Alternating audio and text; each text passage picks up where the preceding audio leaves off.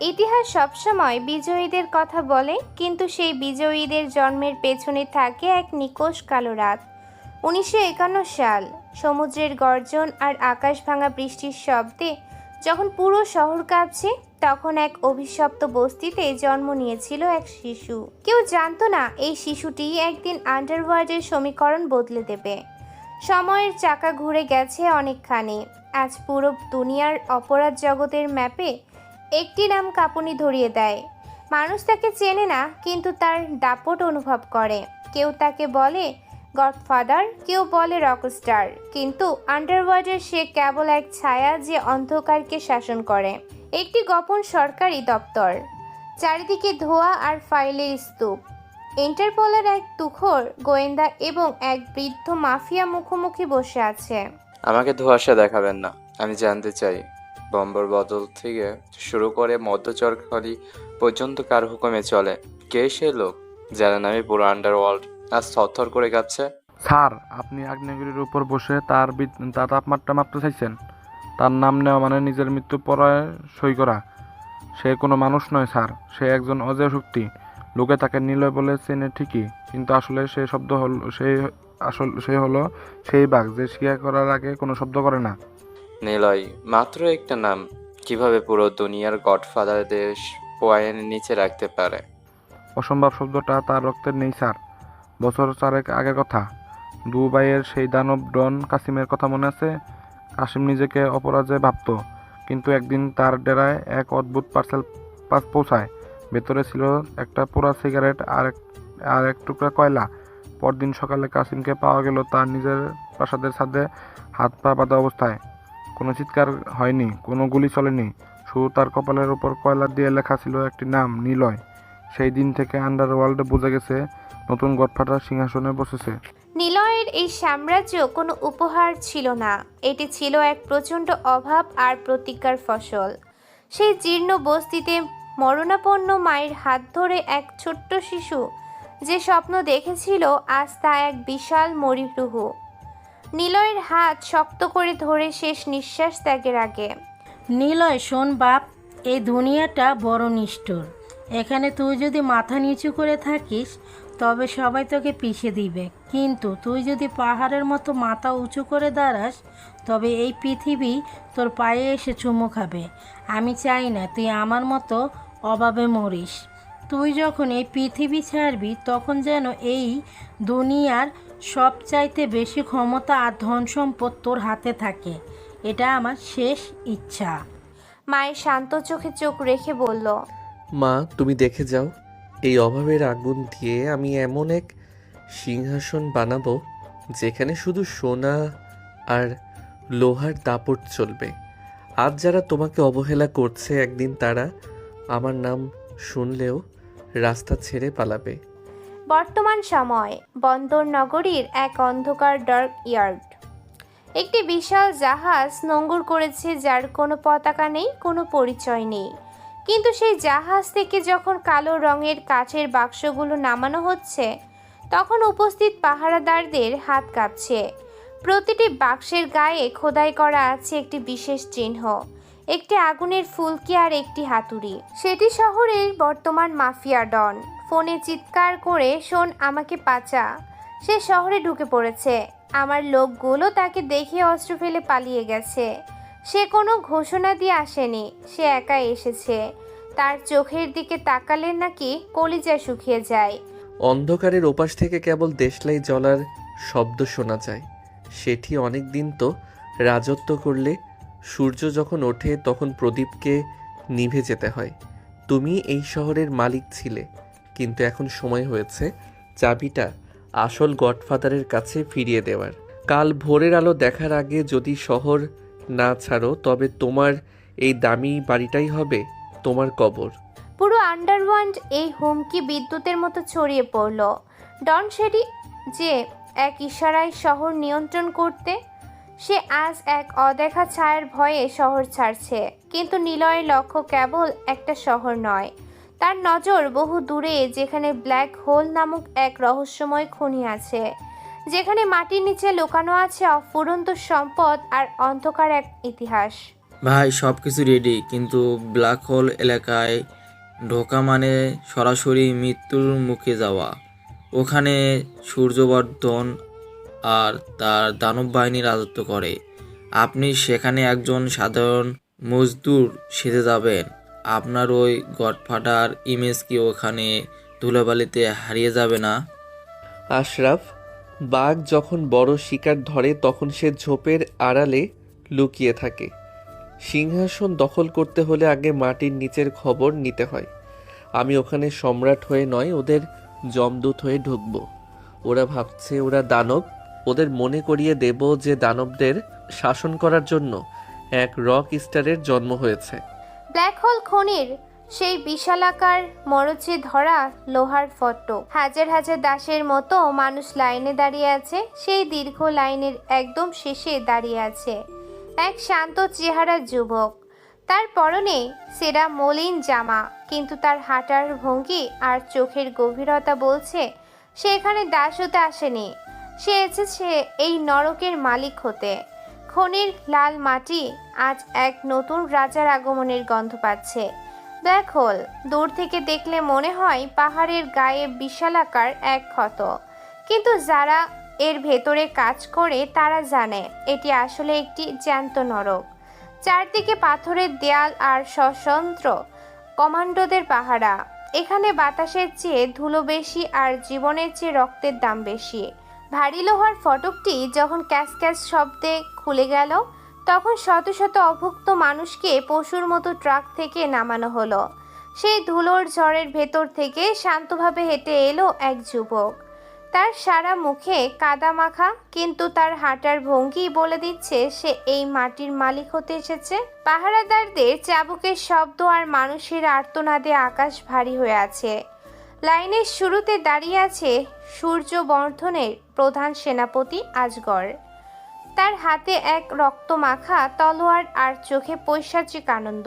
উঁচু মারার উপর দাঁড়িয়ে গর্জন করে, শোন তোরা, এই গেটের ভেতরে তোদের কোনো ভগবান নেই, কোনো পরিবার নেই। তাদের শ্বাস নেওয়া বা না নেওয়া আমার মর্জির উপর। কেউ যদি উপরের দিকে তাকাস তার চোখ আমি খুবলে নেব। এখানে কাদের গতি কমলে তোদের জ্যান্ত পুঁতে ফেলা হবে। মনে রাখবি, তোদের শরীর এখানে টিকে, কিন্তু তোদের আত্মা ওই গেটের বাইরে মরে যায়।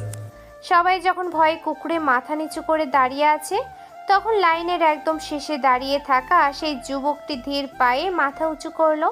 সে সরকারি আজগরের চোখের দিকে তাকালো। সেই দৃষ্টিতে কোনো ভয় নেই, ছিল এক আদিম শিকারের হিংস্রতা।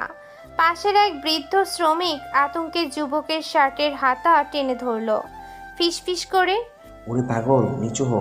উপরের দিকে তাকালে ওরা চোখ তুলে নেয়। আমাদের মতো পোড়া কপালের লোকেদের মান সম্মান থাকতেই নেই বাবা। শুধু বেঁচে থাকার জন্য মাটি ঘুরে যা। দয়া করে মাথা নিচু কর বাবা। বৃদ্ধের দিকে না তাকিয়েই স্থির কণ্ঠে, চাচা, মাথা নিচু করে বেঁচে থাকাটা জীবনের অপমান। ওরা ওপর থেকে আমাদের শাসন করছে কারণ আমরা নিচু হয়ে আছি। যেদিন আমরা সোজা হয়ে দাঁড়াবো সেদিন ওরা আমাদের পায়ের নিচে থাকবে। আমি এখানে মাথা নিচু করতে আসিনি চাচা, আমি ওদের মস্তক নিতে এসেছি। প্রথম দিনেই নিলয়কে পাঠানো হলো খনির সব চাইতে বিপজ্জনক স্তরে। সেখানে মাটির গভীরে অক্সিজেনের অভাব আর অসহ্য গরম।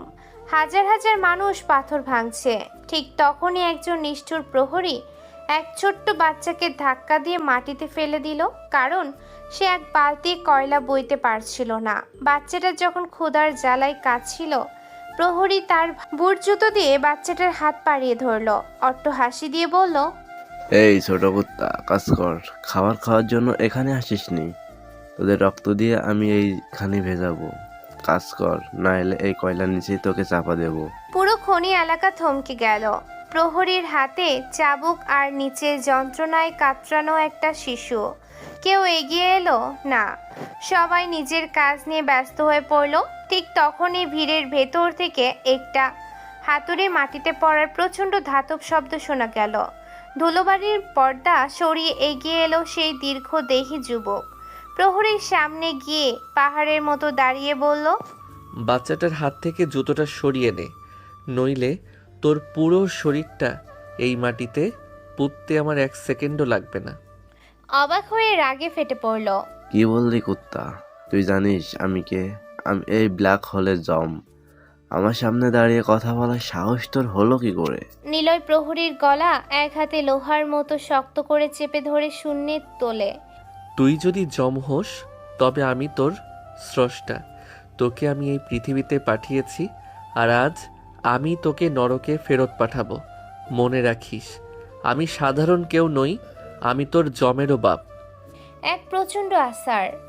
প্রহরীর হাড় ভেঙে চুরমার হওয়ায় শব্দে পুরো খনি প্রকম্পিত হলো। ওপরের বারান্দায় দাঁড়িয়ে থাকা পাহারাদাররা হকচকিয়ে গেল।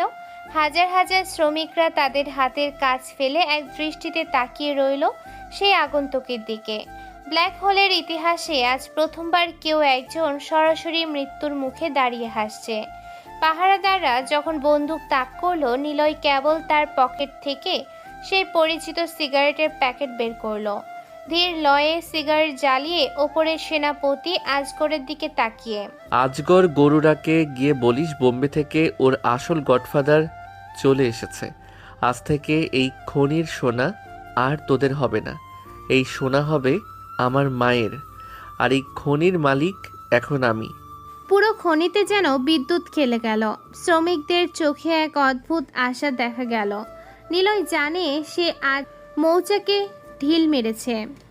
এবার শুরু হবে আসল ধ্বংসলীলা। ওপর থেকে শত শত রাইফেল নিলয়ের দিকে তাক করা হলো, কিন্তু নিলয়ের চোখে কোনো পলক পড়ল না। সে কেবল তার হাতের সেই ভারী হাতুড়িটা শক্ত করে ধরল। নিলয়ের কানে যেন সেই পুরনো গম্ভীর কণ্ঠ ভেসে এলো। নিলয়, তুই যখন মরবি তখন যেন পৃথিবীর সবচাইতে ক্ষমতাধর মানুষ হিসেবে মরিস। দয়া করিস না ওদের, যারা দুর্বলকে অত্যাচার করে। ঠিক তখনই সুড়ঙ্গের গভীর থেকে এক বিশাল সাইরেন বেজে উঠল। সূর্যবর্ধনের ছোট ছেলে রুদ্র এক বিশাল সেনা দল নিয়ে খনির দিকে এগিয়ে আসছে। তার হাতে এক অদ্ভুত দর্শন তলোয়ার। সে শুনেছে এক নতুন শ্রমিক বিদ্রোহ করেছে। রুদ্র যেখানে পা রাখে সেখানে মানুষের রক্ত বয়ে যায়। দূর থেকে চিৎকার করে, কে সে? কার এত বড় সাহস যে আমার এলাকায় দাঁড়িয়ে আমার লোকের গায়ে হাত তোলে? ওকে এখনই খানিক মাঝখানে শিকল দিয়ে বেঁধে রাখা হোক। আমি নিজে গিয়ে ওর কলিজা টেনে বের করব। নিলয়কে ঘিরে ফেলল সশস্ত্র প্রহরীরা। সে অস্ত্রহীন, কিন্তু তার শরীরের দাপট বলে দিচ্ছে সে মোটেও বন্দী নয়। তাকে যখন লোহার শিকল দিয়ে পিলারের সাথে বাঁধা হলো, তখন সে রুদ্রর দিকে তাকিয়ে এক রহস্যময় হাসি দিল। সে হাসি দেখে রুদ্রর মতো দানবের বুকেও যেন একবার ভয়ের কাঁপন লাগলো। নিলয় জানে আজ রাতটা হবে রক্তিম, কিন্তু এই অন্ধকারই তাকে তার সিংহাসনের দিকে নিয়ে যাবে। ব্ল্যাক হোল খনিক এলাকায় তখন টান টান উত্তেজনা। একদিকে কয়েক হাজার সশস্ত্র প্রহরী, অন্যদিকে কয়েক লাখ নিরস্ত্র কিন্তু ক্ষুদ্র শ্রমিক। নিলয় লোহার শিকলে বাঁধা, কিন্তু তার চোখে পরাজয় নেই। ঠিক সেই মুহূর্তে খনি এলাকার গেটে একটি কালো লিমুজিন এসে থামলো। গাড়ি থেকে নামলো এক নারী, যার পরনে দামি সাদা শাড়ি আর চোখে অন্ধকার চশমা। সে এই দেশের স্বরাষ্ট্রমন্ত্রীর মেয়ে এবং নিলয়ের জীবনে সে একমাত্র নারী জেবা। জেবা এখানে কেন এসেছে কেউ জানে না, কিন্তু তার উপস্থিতিতে রুদ্রর মতো দানবও থমকে গেল। রুদ্রর সামনে গিয়ে দাঁড়িয়ে শান্ত গলায়, রুদ্র, যাকে তুমি লোহার শেকলে বেঁধে রেখেছো তার পরিচয় কি জানো? জানো কি এই লোকটার একটা ফোনের ইশারায় আজ রাতে তোমার বাবার রাজনৈতিক ক্যারিয়ার ধুয়ে মিশে দিতে পারে? জেবা, তুমি ভুল করছো। এই কুলিটা স্রেফ একটা চোর। ও আমার আইন ভেঙেছে। ওকে আমি এখনই সবার সামনে শেষ করব। জেবা নিলয়ের দিকে তাকালো। নিলয়ের ঠোঁটের কোণে তখনও সে বাঁকা হাসি। জেবা জানতো নিলয় এখানে ধরা দিতে আসেনি। সে এসেছে এই খনির ভেতরের সব চাইতে বড় গোপন নথি চুরি করতে, যে নথিতে লেখা আছে এই দেশের বড় বড় মন্ত্রী আর পুলিশ অফিসারদের কুকীর্তি। জেবা, তুমি এখানে এসে ভুল করলে। আজ রাতটা আমার আর রুদ্রর মাঝখানে রাজনীতি নিয়ে এসো না। আমি শিকল পরে আছি কারণ আমি দেখতে চেয়েছিলাম এই লোহার জোর কতটুকু। নিলয় হঠাৎ এক প্রচণ্ড ঝটকায় নিজের শরীরটাকে দোলালো। শিকলগুলো যে পিলারের সাথে আটকানো ছিল সেই পাথরের পিলারটাই হুড়মুড় করে ভেঙে পড়ল। সবাই যখন স্তম্ভিত তখন নিলয় তার হাতের অর্ধেক ভাঙা শিকলটা নিয়ে রুদ্রর বডিগার্ডদের উপর ঝাঁপিয়ে পড়ল। এটা যুদ্ধ নয়, এটা ছিল এক পৈশাচিক ধ্বংসলীলা। সব ইউনিটকে অ্যালার্ট করো, ব্লক হল খনিদের বিদ্রোহ শুরু হয়েছে। আমাদের সেই লোকটাকে জানতে চাই, তার কাছে আমাদের সব গোপন ফাইল আছে। যদি সে শহর পর্যন্ত পৌঁছাতে পারে তবে আমাদের সবার চাকরি আর জীবন দুটোই যাবে। খনি এলাকার অন্ধকার চিরে তখন ডিনামাইটের বিস্ফোরণ ঘটেছে। নিলয় এক হাতে রুদ্রর গলা টিপে ধরে তাকে খনির খাদের কিনারায় নিয়ে গেল। চারদিকে তখন সাধারণ শ্রমিকরা প্রহরীদের ওপর ঝাঁপিয়ে পড়েছে। বছরের পর বছর ধরে চলা অন্যায়ের প্রতিশোধ আজ তারা নিচ্ছে। তোর বাবা সূর্যবর্ধন ভাবত সে এই দেশের প্রশাসনকে কিনে নিয়েছে। সে জানতো না যে তার প্রশাসনের ভেতরেই আমার লোক বসে আছে। আজ থেকে এই ব্ল্যাক হোল খনি হবে এক মুক্ত এলাকা। আর তুই হবি ইতিহাসের সেই উদাহরণ যাকে মানুষ মনে রাখবে ভয়ের প্রতীক হিসেবে। নিলয় রুদ্রকে খাদের অতল গহ্বরে ছুঁড়ে ফেলে দিল। ঠিক সেই সময় আকাশ চিরে পুলিশের হেলিকপ্টার এসে হাজির হলো।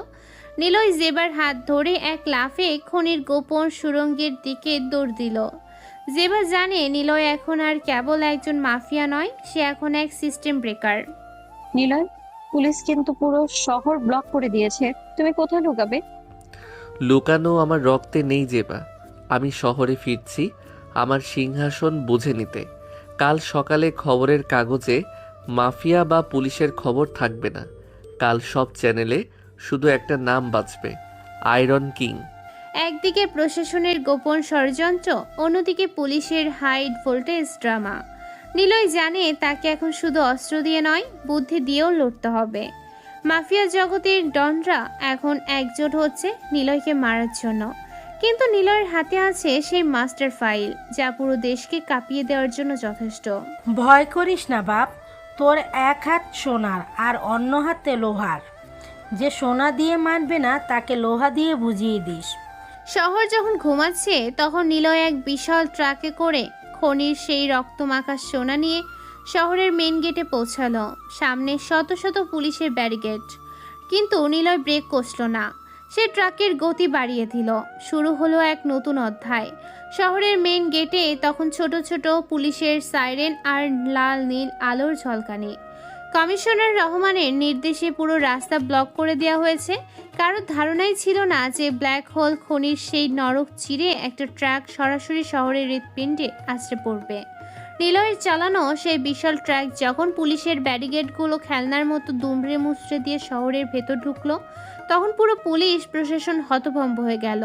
নিলয় কেবল একজন ডন নয়, সে এখন একজন চলন্ত আগ্নেয়গিরি। সব ইউনিটকে বলছি, ট্রাকটাকে থামাও, দরকার হলে গুলি করো। ও যদি একবার শহরে ডনদের মিটিংয়ে পৌঁছাতে পারে তবে আমাদের কারোর রক্ষা নেই। ট্রাকটা এসে থামলো শহরের সবচাইতে বিলাসবহুল হোটেলের সামনে, যেখানে আজ আন্ডারওয়ার্ল্ডের 7 জন বড় মাফিয়া ডন এবং এই দেশের প্রভাবশালী রাজনীতিবিদরা এক গোপন মিটিংয়ে বসেছিল। তারা আলোচনা করেছিল কিভাবে নিলয়কে চিরতরে সরিয়ে দেওয়া যায়। কিন্তু তারা জানতো না, যার মৃত্যুর পরিকল্পনা তারা করছে সে এখন তাদের দরজার সামনে দাঁড়িয়ে। হোটেলের হল রুমে তারা পিন পতন নীরবতা। মাঝখানে বসে আছে শহরের সবচাইতে ধূর্ত নেতা সালামত সাহেব। মদের গ্লাসে চুমুক দিয়ে নিলয় ছেলেটা বেশি বাড়াবাড়ি করছে। ব্ল্যাক হোল থেকে সোনা চুরি করে ভাবছে নিজেকে সম্রাট বানিয়ে ফেলবে। সেটি তুমি কি ব্যবস্থা নিয়েছ? ঠিক তখনই হলের বিশাল দরজাটা প্রচণ্ড শব্দে লাথি মেরে খুলে গেল। ধুলো আর ধোয়ার মাঝখান দিয়ে হেঁটে এলো এক যুবক। গায়ে ধুলো মাখা শার্ট, হাতে একটা রক্তমাখা লোহার রড আর ঠোঁটে সেই জ্বলন্ত সিগারেট। সে আর কেউ নয়, নিলয়। ধীর পায়ে টেবিলের দিকে এগিয়ে এসে, ডনদের মিটিং চলছে আর মেইন গডফাদারকে আমন্ত্রণ জানানো হয়নি, এটা তো বড় অন্যায় সালামত সাহেব। নিলয়, তোমার এত বড় সাহস, পুলিশের বেষ্টনী ভেঙে এখানে প্রবেশ করেছ? তুমি জানো এই ঘরে যারা বসে আছে তারা এক ইশারায় পুরো দেশ অচল করে দিতে পারে? টেবিলের উপর রক্তমাখা লোহার রডটা সজোরে গেঁথে বলল, এই দেশ আপনারা অচল করেন না, অচল করেন সেই গরিব মানুষগুলো যারা খনিতে ঘাম ঝরায়। আর আমি আজ তাদের সবার হয়ে আপনাদের ইস্তফা নিতে এসেছি। সালামত সাহেব, এই যে দেখুন আপনার সেই মাস্টার ফাইল। নিলয় টেবিলের ওপর একটা কালো ফাইল ছুঁড়ে দিল। ফাইলটা খোলা মাত্রই সালামত সাহেবের মুখ ফ্যাকাশে হয়ে গেল।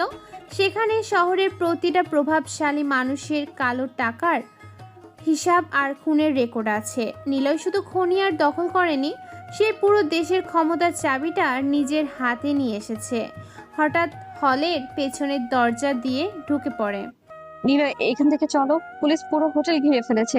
কমিশনার রহমান নিচে কমান্ডো পজিশন নিয়েছে। তারা তোমার জ্যান্ত ছাড়বে না। জেবা, বাঘ যখন শিকারীকেও শিকার করে ফেলে তখন সে পালানোর পথ খোঁজে না, সে খোঁজে পরবর্তী টার্গেট।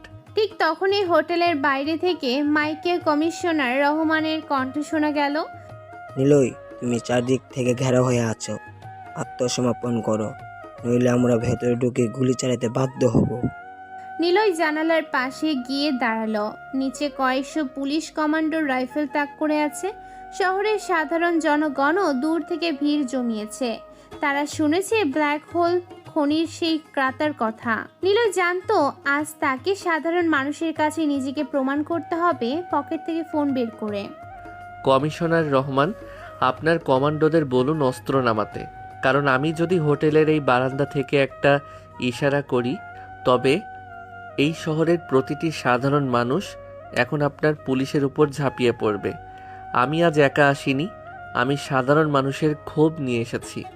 পুরো শহর তখন থমথমে। মাফিয়ারা ভয়ে টেবিলের নিচে লুকানো জায়গা খুঁজছে, রাজনীতিবিদেরা ঘামছে, আর নিলয় বারান্দায় দাঁড়িয়ে আকাশের দিকে তাকিয়ে এক অট্টহাসি দিল। সে জানতো আজ থেকে পুলিশের ডান্ডা নয়, বরং তাদের হাতে লোহা কথা বলবে। জেবা নিলয়ের পাশে এসে দাঁড়িয়ে বলল, তুমি যা শুরু করেছো নিলয়, এর শেষ কিন্তু খুব ভয়ানক হতে পারে। এই আন্ডারওয়ার্ল্ড আর রাজনীতির লড়াইয়ে আমাদের ভালোবাসা কি টিকবে? জেবা, ভালোবাসা মানে শুধু প্রেম নয়, ভালোবাসা মানে এক অপরিসীম ক্ষমতা। আমি এই শহরটাকে এমন এক নরক বানাবো যাতে এখান থেকে নতুন কোনো স্বর্গ জন্ম নিতে পারে। কমিশনার রহমান যদি আজ আমাকে গুলি করে তবে কাল এই শহর জ্বলবে, আর যদি সে আমাকে ছেড়ে দেয় তবে কাল থেকে এই শহর আমার ইশারায় চলবে। হঠাৎ হোটেলের নিচে থেকে চিৎকার শোনা গেল। হাজার হাজার সাধারণ মানুষ পুলিশের ব্যারিকেড ভেঙে হোটেলের সামনে চলে এসেছে। তারা নিলয়ের জয়ধ্বনি দিচ্ছে। কমিশনার রহমান বুঝতে পারলেন আজ নিলয়কে গ্রেফতার করা মানে নিজের মৃত্যুকে দাওয়াত দেওয়া। নিলয়, তুই এখন শুধু একটা মানুষ নস, তুই এখন এক আশা। এই সিংহাসন তোর প্রাপ্য। আজ থেকে এই শহরের আইন হবে একটাই, যা নিলয় বলবে তাই হবে। সালামত সাহেব, আপনার ফাইলটা আমার কাছেই থাকলো, কাল সকালে রাজভবনে দেখা হবে। নিলয় জেবার হাত ধরে ধীর পায়ে হোটেলের লিফটের দিকে এগিয়ে গেল। কমিশনার রহমান আর তার পুলিশ বাহিনী কেবল দাঁড়িয়ে দাঁড়িয়ে দেখল কিভাবে এক সাধারণ যুবক পুরো দেশের ক্ষমতাকে পকেট নিয়ে বেরিয়ে যাচ্ছে। কিন্তু নিলয় জানে শত্রু কেবল সামনে নেই, শত্রু আছে তার ঘরের ভেতরেও। মাফিয়া জগতের জন্য গডফাদাররা এখন এক ভয়ঙ্কর প্ল্যান করছে। নিলয়কে এখন নিজের প্রেম আর সিংহাসন দুইটাই বাঁচাতে হবে। শহরের বুক চিরে যখন ভোরের প্রথম আলো ফুটল তখন রাজপথের চেহারা বদলে গেছে। যে শহরে একসময় পুলিশের বুটের শব্দে কাঁপত, আজ সেই শহর নিলয়ের নাম জপছে। বিলাসবহুল সেই হোটেলের ওপরের সুইটে বসে নিলয় তার চিরচেনা স্টাইলে জানালার কাচের দিকে তাকিয়ে আছে। নিচে হাজার হাজার মানুষের ভিড়, তাদের চোখে এক নতুন আশার আলো। কিন্তু নিলয় জানে এই ভিড়ের মধ্যেই লুকিয়ে আছে অসংখ্য বিষধর সাপ, যারা দিনের আলোয় তাকে সালাম করে কিন্তু রাতের অন্ধকারে তার পিঠে ছুরি মারার জন্য ধার দেয়। নিলয় আজ আর সেই মলিন শার্ট পরা কুলি নয়, তার পরনে এখন কুচকুচে কালো রঙের দামি 3 পিস স্যুট, চোখে ডার্ক সানগ্লাস। সে এখন এই শহরের হর্তাকর্তা বিধাতা, কিন্তু ক্ষমতার চূড়ায় বসলে একাকিত্ব আর আতঙ্ক বাড়ে, যা নিলয় ভালো করেই বুঝতে পারছে। এমন সময় আশরাফ রুমে ঢুকে মাথা নিচু করে, ভাই, সালামত সাহেব আর কমিশনার রহমান নিজে অপেক্ষা করছেন। তার সাদা পতাকা নিয়ে এসেছেন। আপনি যা চেয়েছিলেন সেই সব সত্য তারা সই করতে রাজি, কিন্তু একটা সমস্যা হয়েছে। সমস্যা? নিলয়ের ডিকশনারিতে সমস্যা বলে কিছু নেই আশরাফ, খুলে বল খবর কি? আমাদের ভিতরের কেউ একজন খবর পাচার করছে। ব্ল্যাক হোল খনি থেকে যে মাস্টার ফাইলটা আপনি এনেছিলেন তার একটা কপি এখন পাশের দেশের বড় মাফিয়া ডন সুলতান এর হাতে পৌঁছে গেছে। সুলতান ঘোষণা দিয়েছে আজ রাতের মধ্যে সে শহরে ঢুকবে এবং নিলয়কে তার সাম্রাজ্য সহ গুড়িয়ে দেবে। আমাদের নিজস্ব টিমের মধ্যে কেউ একজন এই বিশ্বাসঘাতকতা করেছে। নিলয় এক মুহূর্তের জন্য স্তব্ধ হয়ে গেল। বিশ্বাসঘাতকতা এই শব্দটা নিলয় সব চাইতে বেশি ঘৃণা করে। সে ধীর পায়ে তার টেবিলের ওপর রাখা সেই পুরনো লোহার রডটার কাছে গেল। দামি স্যুটের সাথে ওই জং ধরা রডটা বড্ড বেমানান, কিন্তু ওটাই নিলয়ের আসল পরিচয়। আশরাফ, বাঘ যখন শিকারীকেও বিশ্বাস করতে শুরু করে তখনই সে মারা পড়ে। আমি আজ পর্যন্ত কাউকে বিশ্বাস করিনি, শুধু তোমাকে ছাড়া।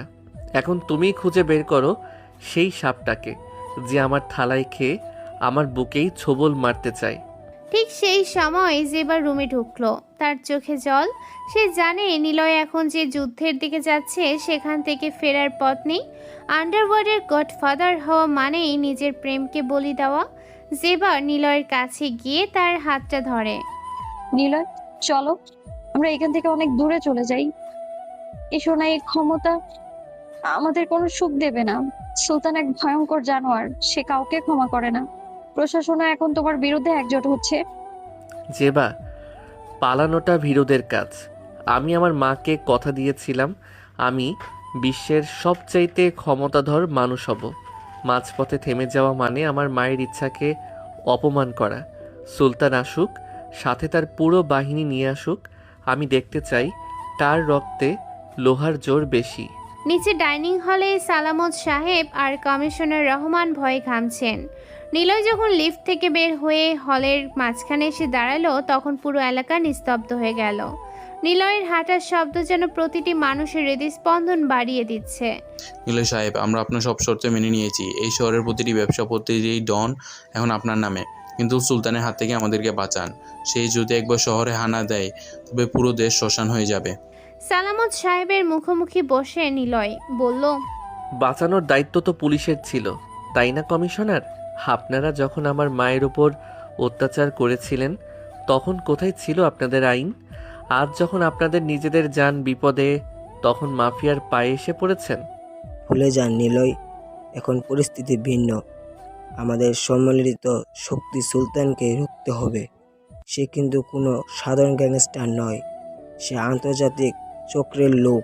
সুলতান যদি চক্র হয় তবে আমি সেই চক্রের কেন্দ্রবিন্দু। কমিশনার, আপনার পুলিশ ফোর্সকে বলুন শহরের সীমানা থেকে সরে যেতে। আজ রাতে যা হবে তা কোনো আইন দেখবে না, আজ রাতে শুধু বিচার হবে। গল্পে এবার বড় এক টুইস্ট এলো। নিলয়ের বিশ্বস্ত বডিগার্ডদের একজন, যে 16 বছর ধরে নিলয়ের সাথে ছায়ের মতো ছিল, রনি, সে হঠাৎ তার পকেট থেকে গান বের করে নিলয়ের মাথার পেছনে তাক করলো। হলের সবাই চিৎকার করে উঠল। আশরাফ স্তম্ভিত হয়ে গেল। রনি স্কোর হাসি দিয়ে, সরি ভাই, সুলতান আমাকে আপনাকে মারার জন্য 10 গুণ বেশি দাম দিচ্ছে। আপনার সময় শেষ। ব্ল্যাক হোলের ওই ফাইলটা সুলতান পেয়ে গেছে। আপনি এখন একাই লড়ুন। নিলয় কোনো নড়চড় করল না। সে শান্তভাবে আরেকটা সিগারেট ধরালো। তার চোখে কোনো ভয়ের লেশমাত্র নেই। সে যেন জানতো এই মুহূর্তটা আসবে। রনি, তোমাকে আমি ছোট ভাইয়ের মতো দেখতাম, কিন্তু তুমি ভুলে গেছো আমি আয়রন কিং হওয়ার আগে এক অন্ধকার ডকের সাধারণ কুলি ছিলাম। আমার পিঠের পেছনেও চোখ আছে। এক পলকের মধ্যে নিলয় তার হাতের জ্বলন্ত সিগারেটটা রনির চোখের উপর চেপে ধরল। রনি ব্যথায় চিৎকার করে ওঠার আগে নিলয়ের টেবিলের উপর থেকে সেই জং ধরা লোহার রডটা দিয়ে রনির বুক চিরে ফেলল। পুরো হলরুম রক্তে ভিজে গেল। বিশ্বাসঘাতকতার শাস্তি নিলয় নিজের হাতে দিল। রক্তমাখা রডটা মাটিতে ছুঁড়ে মেরে বলল, আশরাফ, সবাইকে খবর দাও, সুলতানের জন্য আমাদের স্পেশাল ওয়েলকাম রেডি করতে বলো। শহর আজ জ্বলবে না, আজ শহর শুধু দেখবে কিভাবে যমরাজ উৎসব করে। নিচে সাধারণ জনগণের ভিড়ে মিশে থাকা সুলতানের গুপ্তচরেরা দ্রুত খবর পাঠালো নিলয় এখন এক আহত বাঘ, যে আরও বেশি ভয়ঙ্কর। জেবা বারান্দায় দাঁড়িয়ে দেখছে শহর যেন এক আগ্নেয়গিরির ওপর বসে আছে। পুলিশ পিছু হটেছে, রাজনীতিবিদরা পালিয়েছে, আর শহরের মাঝখানে দাঁড়িয়ে আছে কেবল এক রকস্টার গডফাদার নিলয়। নিলয়ের কানে যেন সেই স্বর্গীয় কণ্ঠস্বর আবার প্রতিধ্বনিত হলো। নিলয়, একা লড়াই করাটা আসলেই রাজত্ব। কেউ পাশে না থাকলেও তোর লোহার হাত তোকে পথ দেখাবে। রাত 10টা। শহরের গেটে সুলতানের বিশাল কনভয় এসে থামলো। কয়েকশো বুলেট প্রুফ গাড়ি আর কয়েক হাজার সশস্ত্র স্নাইপার। অন্যদিকে শহরের ব্রিজের ওপর দাঁড়িয়ে থাকা নিলয়। তার হাতে কোনো বড় অস্ত্র নেই, আছে কেবল তার মায়ের সে আশীর্বাদ। এদিকে গাড়ি থেকে নেমে দূরবীন দিয়ে নিলয়কে দেখে অট্টহাসি দিল। শুরু হলো এক মহাপ্রলয়। ব্রিজের উপর ডিনামাইটের বিস্ফোরণ ঘটল। নিলয় একাই ঝাঁপিয়ে পড়ল সুলতানের হাজার হাজার সৈন্যের ওপর। এটা কোনো যুদ্ধ নয়, এটা ছিল এক পৈশাচিক শক্তির লড়াই। নিলয় আজ শুধু নিজের জন্য লড়ছে না, সে লড়ছে তার সিংহাসন আর অস্তিত্বের জন্য। শহরের আকাশ আজ লাল হয়ে আছে, কিন্তু সেটা ভোরের সূর্য নয়, বরং সুলতানের কনভয়ের ছড়ানো বারুদের ধোঁয়া। ব্রিজের উপর একা দাঁড়িয়ে থাকা নিলয়কে ঘিরে ফেলেছে 7 জন বড় মাফিয়ার সম্মিলিত বাহিনী। শেরি কাসিম এবং আরও 5 জন গডফাদার, যারা এক সময় নিলয়ের পায়ে পড়ে থাকতো, আজ তারা সুলতানের সাথে হাত মিলিয়েছে। তারা বুঝে গেছে নিলয় বেঁচে থাকলে তাদের কালো ব্যবসা বন্ধ হয়ে যাবে। তাই আজ রাতে তারা কোনো নীতি মানবে না। আজ রাতে শুধু শিকার হবে। অট্টহাসি দিয়ে গাড়ির উপর দাঁড়িয়েছে। সুলতান, বাঘকে খাঁচায় ধরা যায়, কিন্তু তাকে পোষ মানানো যায় না। তোরা সবাই মিলে এসেছিস কারণ তোরা একা আমাকে মারার সাহস পাসনি। এটাই আমার সবচাইতে বড় জয়। হঠাৎ চারপাশ থেকে স্নাইপারের গুলি শুরু হলো। নিলয় একের পর এক বুলেট বুক পেতে নিচ্ছে, কিন্তু সে থামছে না। সে সুলতানের দিকে লক্ষ্য করে তার সেই লোহার রডটা ছুঁড়ে মারল। কিন্তু ঠিক সেই মুহূর্তে পেছন থেকে এক বিশাল বিস্ফোরণ ঘটল। ব্রিজের একটা বড় অংশ ধসে পড়ল উত্তাল নদীর বুকে। নিলয় ছিটকে পড়ল অগ্নিকুণ্ডের মাঝখানে। দূর থেকে চিৎকার করে দৌড়ে আসতে চাইল, কিন্তু পুলিশ কমিশনার রহমান তাকে আটকে দিলেন।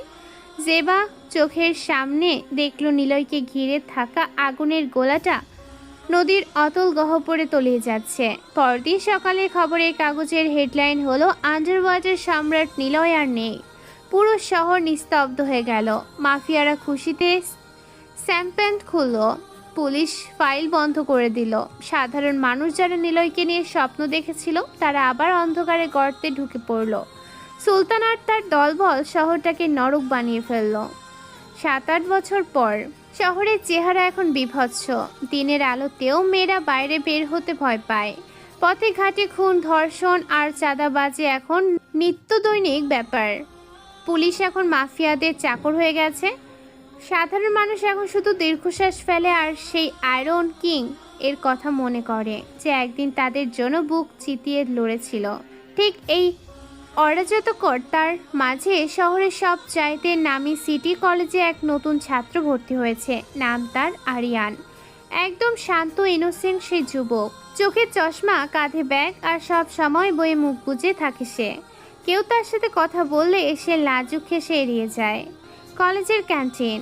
শহরের সব চাইতে বড় মাফিয়ার ছেলে ভিকি তার দলবল নিয়ে এক ছাত্রীকে হেনস্থা করেছে। ক্যান্টিনের সবাই মাথা নিচু করে আছে, কারণ ভিকির সাথে লাগা মানে মরণ। একটা মেয়ের হাত ধরে টেনে, কিরে, খুব তো দেমাক তোর। জানিস আমি কে? আমার বাবা এই শহরের সুলতানের ডান হাত। আমার কথা না শুনলে তোকে তুলে নিয়ে যাব, কেউ বাঁচাতে আসবে না। আরিয়ান ওরফে নিলয় ক্যান্টিনের এক কোণে বসে কফি খাচ্ছিল। সে ধীর পায়ে ভিকির দিকে এগিয়ে এলো। তার সেই চশমার আড়ালে চোখ দুটো কিন্তু সাধারণ কোনো ছাত্রের মতো নয়। আরিয়ান ভিকিকে বলল, ভাইয়া, মেয়েটিকে ছেড়ে দিন, ও তো ভয় পাচ্ছে। আমরা এখানে পড়তে এসেছি, মারামারি করতে নয়। আরে, নতুন মুরগি এসেছে নীতি কথা শোনাতে। এই চশমিশ, তুই জানিস কার সামনে দাঁড়িয়ে আছিস? যা এখান থেকে, না হলে তোর চশমা তোর চোখের ভিতর ঢুকিয়ে দেব। ভিকি আরিয়ানের কলার চেপে ধরলো এবং তাকে এক ধাক্কায় মাটিতে ফেলে দিল। আরিয়ানের ব্যাগ থেকে বইগুলো ছড়িয়ে পড়লো। আরিয়ান মাথা নিচু করে বসে রইল। সবাই ভাবলো আরিয়ান একজন কাপুরুষ, কিন্তু কেউ লক্ষ্য করলো না আরিয়ানের হাতের মুঠি লোহার মতো শক্ত হয়ে গেছে। তার চোখের মণি তখন এক পুরনো আগ্নেয়গিরির মতো জ্বলছে। মাটি থেকে তার বইগুলো কুড়িয়ে নিতে নিতে নিচু স্বরে বলল, অন্যায় করা যেমন পাপ, অন্যায় সহ্য করাও তেমন পাপ। আমি শুধু দেখতে এসেছিলাম এই শহরটা কতটা নিচে নেমেছে। সেই রাতেই শহরের ডার্ক ইয়াঞ্জে এক ভয়াবহ ঘটনা ঘটল। সুলতানের 10 জন বডিগার্ড যারা মদের আসরে মেতেছিল, তারা হঠাৎ দেখল অন্ধকারের মাঝখান থেকে এক ছায়া বেরিয়ে আসছে। তার পরনে কালো হুডি, হাতে কোনো আধুনিক বন্দুক নেই, আছে কেবল এক টুকরো জংধরা লোহার রড। আমি যমরাজ। 8 বছর আগে তোরা যাকে মেরে ফেলেছিলি, আজ সে তোদের হিসাব নিতে এসেছে। শুরু হলো এক পৈশাচিক ধ্বংসলীলা। 7 বছর আগেকার সে একই স্টাইল, সে একই শক্তি। মাত্র 2 মিনিটে 10 জন সশস্ত্র ডনকে রক্ত গঙ্গার মাঝখানে শুয়ে দিল সেই রহস্যময় যুবক। সে যাওয়ার আগে দেয়ালে রক্ত দিয়ে লিখে দিয়ে গেল, আই এম ব্যাক। পরদিন সকালে পুরো শহরে হুলুস্থুলুস পড়ে গেল। সুলতান খবর পেয়ে সিংহাসন থেকে লাফিয়ে উঠল। তার হাত কাঁপতে শুরু করলো। সে ভাবলো এটা কি কোনো ভূতের কাজ নাকি? সেই শ্যাডো কিং ফিরে এসেছে। বর্তমানে যে এক বৃদ্ধ ভিখারির বেশে স্টেশনে থাকে, সেই খবর শুনে আকাশের দিকে তাকিয়ে হাসল। সে জানতো তার ভাই মরেনি। সে জানতো নিলয় ঠিকই ফিরবে যখন পাপের ঘোড়া পূর্ণ হবে। জেবা এখন সে একজন সমাজসেবী। সে যখন সেই ডার্ক ইয়ার্ডের ছবিটা দেখলো, তার চোখের জল বাদ মানল না। সে সেই হাতের লেখা চেনে। সে জানে তার নিলয় ফিরে এসেছে, কিন্তু কোথায় সে? এই ইনোসেন্ট আরিয়ানের পেছনে যে আসল গডফাদার লুকিয়ে আছে, তা কি কেউ ধরতে পারবে? নিলয়ের কানে যেন সেই গুমোট আওয়াজে বলে উঠলেন, নিলয়, এবারের লড়াই শুধু ক্ষমতার জন্য নয়, এবারের লড়াই ন্যায়ের জন্য।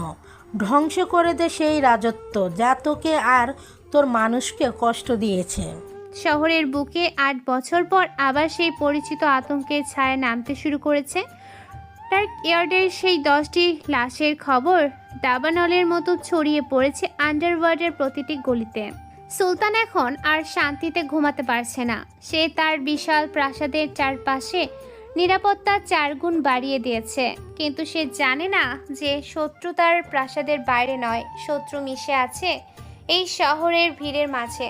দিনের আলোয় শহরটা এক শান্ত রূপ ধারণ করে। সিটি কলেজের করিডোর দিয়ে ধীর পায়ে হেঁটে যাচ্ছে আরিয়ান। চোখে মোটা ফ্রেমের চশমা, কাঁধে সস্তা একটা সাইড ব্যাগ। তাকে দেখলে যে কেউ ভাববে সে খুব সাধারণ কোনো মধ্যবিত্ত পরিবারের ছেলে, যে শুধু পড়াশোনা নিয়েই ব্যস্ত থাকে। কিন্তু সেই চশমার কাচের আড়ালে লুকিয়ে আছে এক জোড়া আগ্নেয়গিরি, যা যে কোনো মুহূর্তে ফেটে পড়তে পারে। কলেজের লাইব্রেরি আরিয়ান টেবিলের এক কোণে বসে খুব মন দিয়ে একটা পুরনো আইনের বই পড়ছে। ঠিক সেই সময় সেখানে ঢুকলো কলেজের সব চাইতে প্রভাবশালী আর অহংকারী মেয়ে তানিয়া, যে শহরের ডেপুটি কমিশনারের মেয়ে। তানিয়ার সাথে আছে তার 4-5 জন চামচা। তখন তানিয়া আরিয়ানের টেবিলের ওপর সজোরে একটা চাপড় দিয়ে, এই চাশমিশ, এই টেবিলটা আমার, তুই জানিস না এখানে আমি ছাড়া কেউ বসে না? সাহস তো কম না তোর। দুঃখিত তানিয়া, আমি জানতাম না এটা আপনার জায়গা। আমি এখনই উঠে যাচ্ছি। আসলে আমি তো নতুন, তো তাই নিয়মগুলো ঠিক বুঝি না। নিয়ম আমি বানাই এই কলেজে, যা এখান থেকে। আর শোন, কাল থেকে তোকে আবার এই লাইব্রেরিতে না দেখি। পড়াশোনা করে তুই কি করবি? তোদের মতো ফালতু ছেলেদের দিয়ে এই শহরের ড্রেন পরিষ্কার করানো উচিত। আরিয়ান কোনো প্রতিবাদ করল না। সে খুব ধীর পায়ে বইগুলো ব্যাগে ভরে লাইব্রেরি থেকে বেরিয়ে গেল। লাইব্রেরির বাইরে দাঁড়িয়ে থাকা ভিকি আর তার দলবল আরিয়ানকে দেখে হাসাহাসি করছিল। ভিকি আরিয়ানের পায়ে পা দিয়ে তাকে ল্যাং মারল। আরিয়ান মাটিতে পড়ে গেল। তার চশমাটা সিটকে দূরে গিয়ে পড়ল। আরিয়ানের চুলের মুঠি ধরে তুলে, কিরে ইনোসেন্ট কোকা, তানিয়ার কাছে জারি খেয়ে ভিকি, তোর সময় ফুরিয়ে আসছে। যে হাত দিয়ে আজ আমাকে ল্যাং মারলি, সে হাতটা কাল এই শহরের রাস্তায় পড়ে থাকবে। রাত 10টা। শহরটা যখন কৃত্রিম আলোয় সেজেছে, তখন আন্ডারওয়ার্ল্ডের এক গোপন আস্তানায় সুলতানের সেকেন্ড ইন কমান্ড কালা জাহাঙ্গীর বসে তার কালো টাকার হিসাব করছিল। চারদিকে সশস্ত্র পাহারাদার। জাহাঙ্গীর এই শহরের ড্রাগ সাপ্লাই চেইনের প্রধান। তার ইশারায় হাজার হাজার তরুণের জীবন ধ্বংস হয়ে গেছে। হঠাৎ আস্তানার সব লাইট একসাথে নিভে গেল। জেনারেটর চালু হওয়ার আগে অন্ধকারের ভেতর থেকে ডেসে এলো একটা অদ্ভুত শীষ দেওয়ার শব্দ, যে শীষটা শুনলে 8 বছর আগে মানুষের রক্ত হিম হয়ে যেত। কালা জাহাঙ্গীর ভীতু গলায় চিৎকার করে। অন্ধকারের ভেতর থেকে একটা ছায়া ধীর পায়ে এগিয়ে এলো। তার পরনে কালো হুডি, হাতে কোনো বন্দুক নেই, আছে কেবল সেই চিরচেনা জংধরা লোহার রড। পাহারা রক্ত দিয়ে লেখা ছিল, আন্ডারওয়ার্ল্ডের পরিচ্ছন্নতা অভিযান শুরু হলো। সকালে কলেজে যথারীতি আরিয়ান হাজির। সে আগের মতোই শান্ত, আগের মতোই ইনোসেন্ট। লাইব্রেরির সেই কোনায় বসে সে আবার বই পড়ছে। তানিয়া আর ভিকি যখন কলেজে ঢুকলো, তারা দেখলো পুরো কলেজে থমথমে পরিবেশ। জাহাঙ্গীরের মৃত্যুর খবর তাদের কানেও পৌঁছেছে। তানিয়া এখন আরিয়ানকে দেখে আগের মতো সাহস পেল না। তার মনে এক অজানা ভয় কাজ করতে শুরু করলো। জেবা এখন শহরের একজন নামকরা সাংবাদিক। সে জাহাঙ্গীরের লাশের ছবিটা দেখে থমকে গেল। সে তার অফিসের ড্রয়ার থেকে 8 বছর আগের একটা ডায়েরি বের করলো। ডায়েরির ভেতরে সেই একই হাতের লেখা। জেবা বিড়বিড় করে বলল, নীলু, তুমি ফিরে এসেছো? কোথায়? কিন্তু কোথায় তুমি? এই শহরের কোনো ছদ্মবেশের আড়ালে তুমি নিজেকে লুকিয়ে রেখেছো? বৃদ্ধ ভিখারি আশরাফ স্টেশনে বসে কাগজের টুকরোটা পড়ছিল। সে হাসলো। সে জানতো তার ভাই কাজ শুরু করে দিয়েছে। সে তার তালিমারা ঝোলা থেকে একটা পুরনো ওয়াকি টকি বের করলো, যা সে 8 বছর ধরে সযত্নে লুকিয়ে রেখেছিল। আশরাফ মৃদু স্বরে, ভাই, প্রথম উইকেট উড়ে গেছে। পুরো আন্ডারওয়ার্ল্ড এখন কাঁপছে। সুলতান আজ রাতে মিটিং ডেকেছে, সাবধান থেকেও। আরিয়ান লাইব্রেরির ভেতরে বসে তার শার্ট ওয়াচে ম্যাচটা দেখল। সে বইয়ের পাতা উল্টে মুচকে হাসলো। তার চোখের চশমায় প্রতিফলিত হচ্ছে এই শহরের আগামীর ধ্বংসের ছবি। সুলতান, তুমি তো কেবল সেনাপতি হারিয়েছিস, রাজা তো এখনো চেক বোর্ডে পা রাখেনি। কলেজের এই ইনোসেন্ট ছেলেটি যেদিন তোমার দরজায় দাঁড়াবে, সেদিন তোমার সিংহাসন হবে তোমার চিতা। আরিয়ানের কানে যেন সেই দৈবত বাণী বেজে উঠল। নিলয়, লড়াই যখন সত্যের হয়, তখন ছদ্মবেশও একটা অস্ত্র। ভেঙে ফেল ওদের অহংকার। শহর এখন এক অদ্ভুত আতঙ্কে থমকে আছে। কালা জাহাঙ্গীরের সেই বিভৎস মৃত্যু আর আন্ডারওয়ার্ল্ডের একের পর এক পতন প্রশাসনকে নাড়িয়ে দিয়েছে। ডকইয়ার্ডের পর সিটি গেটে ঝোলানো লাশটি প্রমাণ করে দিচ্ছে যে শহরের এমন কেউ ঢুকেছে যার কোনো রেকর্ড নেই, কোনো ছবি নেই। সুলতানের মতো বড় বড় মাফিয়ারা এখন একে অপরকে সন্দেহের চোখে দেখছে। সুলতান তার গোপন বাঙ্গারে বসে ভাবছে, এটা কি পুলিশের কোনো নতুন অপারেশন, নাকি পুরনো কোনো শত্রু চিতার মতো ফিরে এসেছে।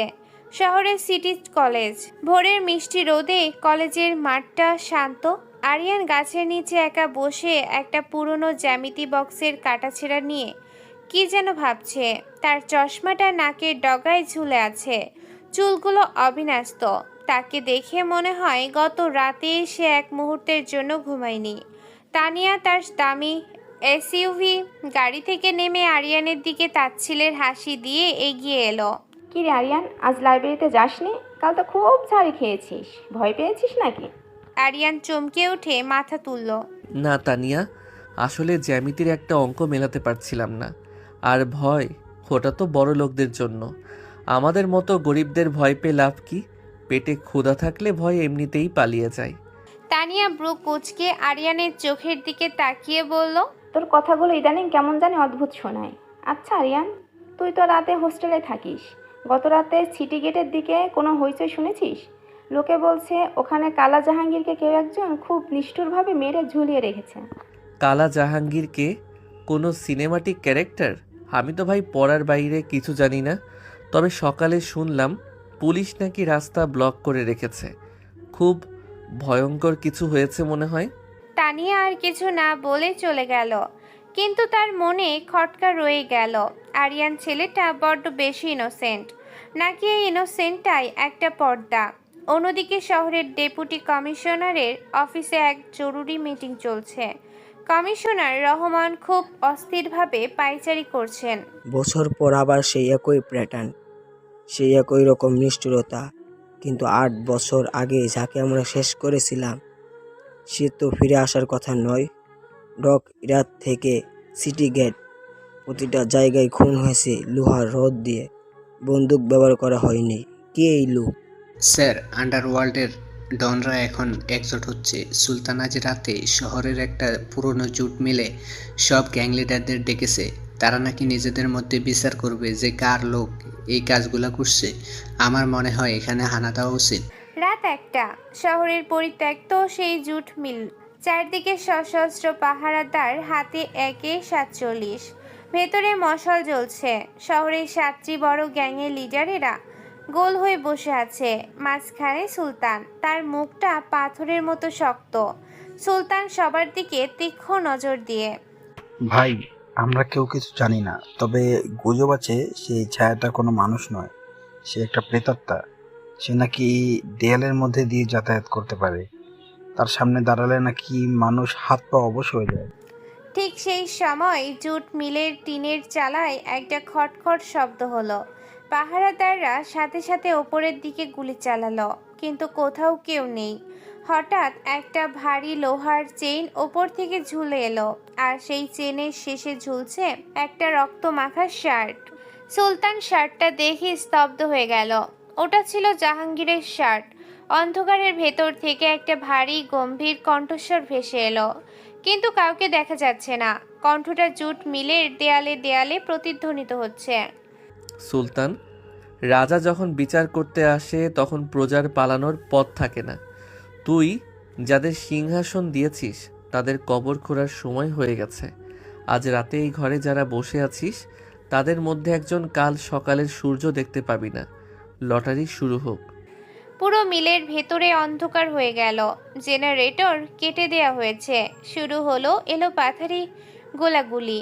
পাহারাদাররা কার দিকে গুলি ছুড়ছে তারা নিজেরাই জানে না। অন্ধকারের ভেতরে কেবল দেখা যাচ্ছে একটা ছায়া বাতাসের মতো এদিক থেকে ওদিকে যাচ্ছে, আর প্রতিটি ছায়ার নড়াচড়ার সাথে সাথে শোনা যাচ্ছে মানুষের হাড় ভেঙে যাওয়ার কটমট শব্দ। প্রায় 10 মিনিট পর জুট মিলের ভেতরে আবার আলো জ্বলে উঠল। সুলতান দেখল তার 7 জন গ্যাং লিডারের মধ্যে 6 জনই মেঝের ওপর পড়ে আছে। তাদের কারোর শরীরে বুলেটের দাগ নেই। প্রতিটি লাশ রাখা হয়েছে এমনভাবে যেন তারা মাফিয়া ডন নয়, বরং রাস্তার জঞ্জাল। সুলতান একা দাঁড়িয়ে কাঁপছে। তার হাতে থাকা বন্দুকটা হঠাৎ করে হাত থেকে উড়ে গেল। কেউ একজন লাথি দিয়ে ওটা ফেলে দিয়েছে। কেউ এলো না। কেবল জানালার কাঁচ ভেঙে একটা ছোট চিরকুট সুলতানের পায়ের কাছে পড়ল। চিরকুটে লেখা ছিল, রাজাস খুশি, তাই তোকে আরও কয়েকটা দিন জ্যান্ত রাখা হলো। তুই শুধু দেখবি কিভাবে তোর তাসের ঘর ধুলোয় মিশে যায়। পরদিন সকালে সিটি কলেজের হোস্টেলে আরিয়ানকে দেখা গেল। সে খুব শান্তভাবে আর ড্রয়ার গুছিয়ে রাখছে। পাশের রুমের এক বন্ধু এসে বলল, আরিয়ান, শুনলি কাল রাতে নাকি জুট মিলে এক বিশাল মারামারি হয়েছে? ডন সুলতানের সব লোক নাকি খতম। সত্যি? এত ভয়ঙ্কর ব্যাপার? এই শহরে তো আর থাকাই যাবে না দেখছি। আমার মা শুনলে তো খুব চিন্তা করবেন। আরিয়ান তার ডায়েরিটা বের করে এক কোনায় ছোট করে একটা ক্রস চিহ্ন দিল। তার ডায়েরিতে এমন অনেকগুলো নাম লেখা আছে যে আজ সকালে কলেজে এসেছে একটা স্টোরি কভার করতে। সে করিডোর দিয়ে যাওয়ার সময় আরিয়ানের মুখোমুখি হলো। আরিয়ান নিচু হয়ে সালাম দিল। জেবা আরিয়ানের দিকে কিছুক্ষণ তাকিয়ে থাকলো। কেন জানি জেবার মনে হলো এই ইনোসেন্ট ছেলেটার চোখের গভীরতা অনেক বেশি। জবা জিজ্ঞেস করলো, তুমি কাল রাতে কোথায় ছিলে আরিয়ান? আমি তো হোস্টেলেই ছিলাম ম্যাম। কাল রাতে জ্যামিতির একটা প্রজেক্ট শেষ করছিলাম। বিশ্বাস না হলে আমার রুমমেটকে জিজ্ঞেস করতে পারেন। সে আমাকে নাক ডেকে ঘুমাতেও দেখেছে। জেবা কিছু বলল না, কিন্তু তার অভিজ্ঞ চোখ বলছে এই শহরে যারা সব চাইতে বেশি ইনোসেন্ট সাজে তাদের আড়ালে লুকিয়ে থাকে সব চাইতে বড় রহস্য। আন্ডারওয়্যারের সেই অদৃশ্য হাত আর কলেজের এই শান্ত ছাত্র, এই দুয়ের মাঝে কি কোনো যোগসূত্র আছে, নাকি নিলয় নামটা চিরতরে মুছে গেছে? শহরের বুকে এখন এক অজানা শঙ্কার রাজত্ব।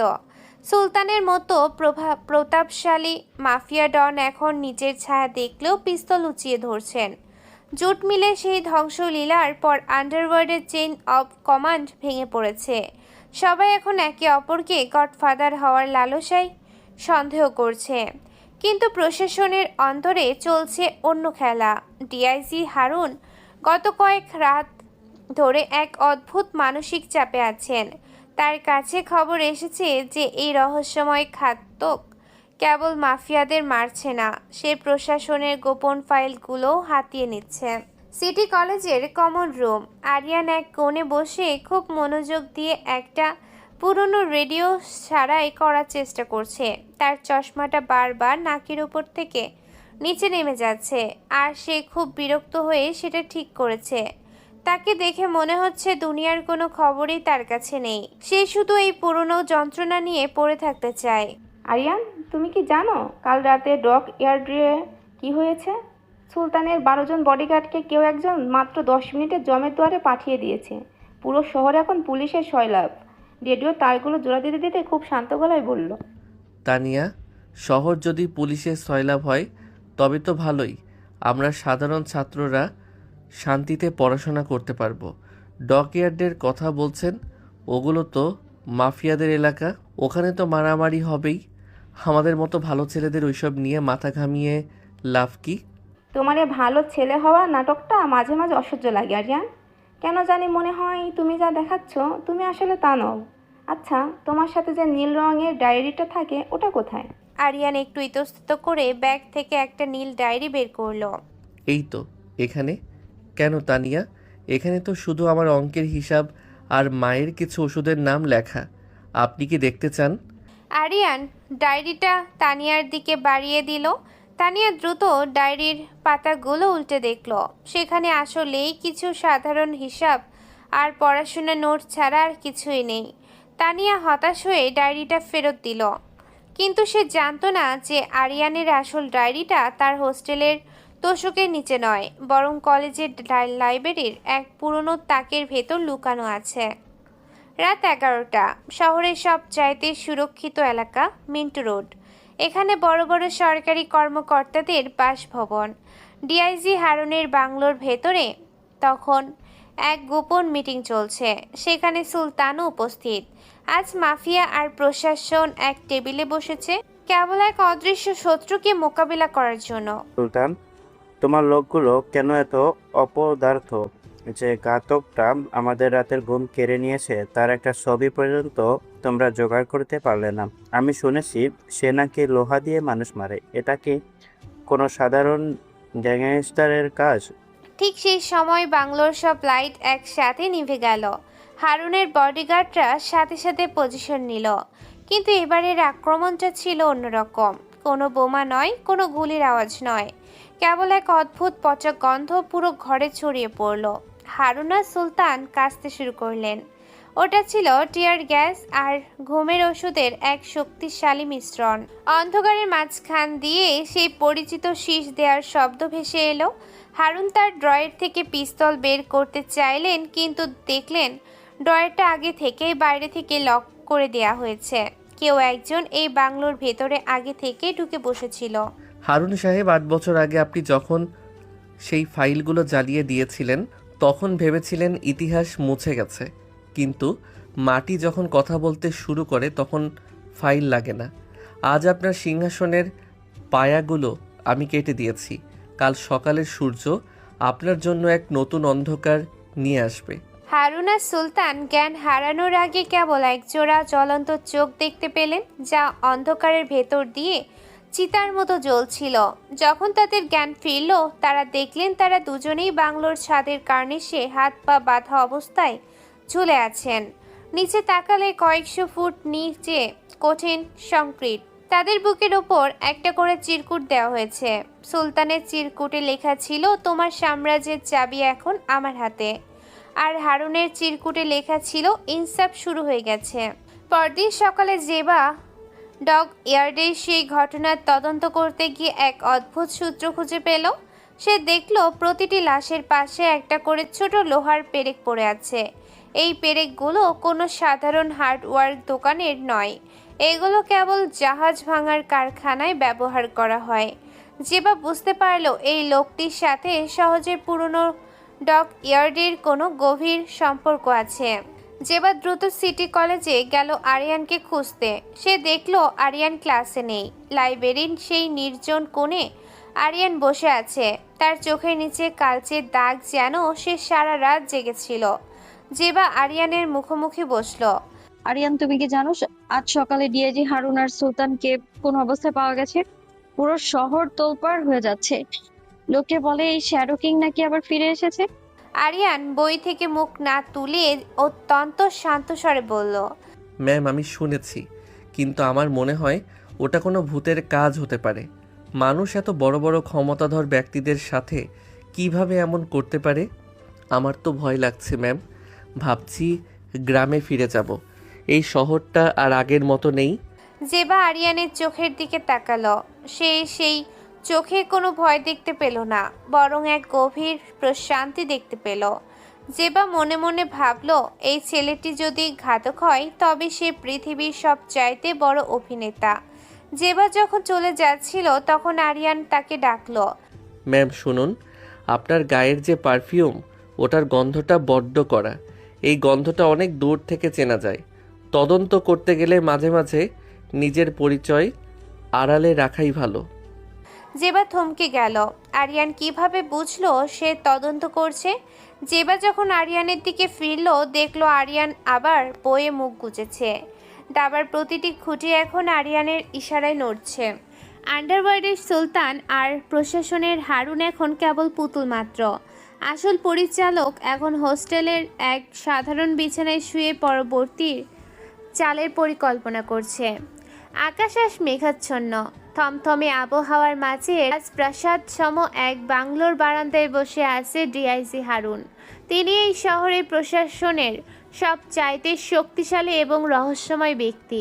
8 বছর আগে নীল নকশা তৈরি করে যারা নিলয়কে সরিয়েছিল, হারুন ছিলেন তাদের মধ্যে প্রধান। কিন্তু আজ তার কপালে চিন্তার ভাঁজ। সুলতানের মতো বিশাল মাফিয়া ডন এখন ঘরের কোণে লুকিয়ে কাঁপছে, আর হারুনের বিশ্বস্ত নেটওয়ার্ক কোনো হদিশই পাচ্ছে না যে ঘাতক আসলে কে।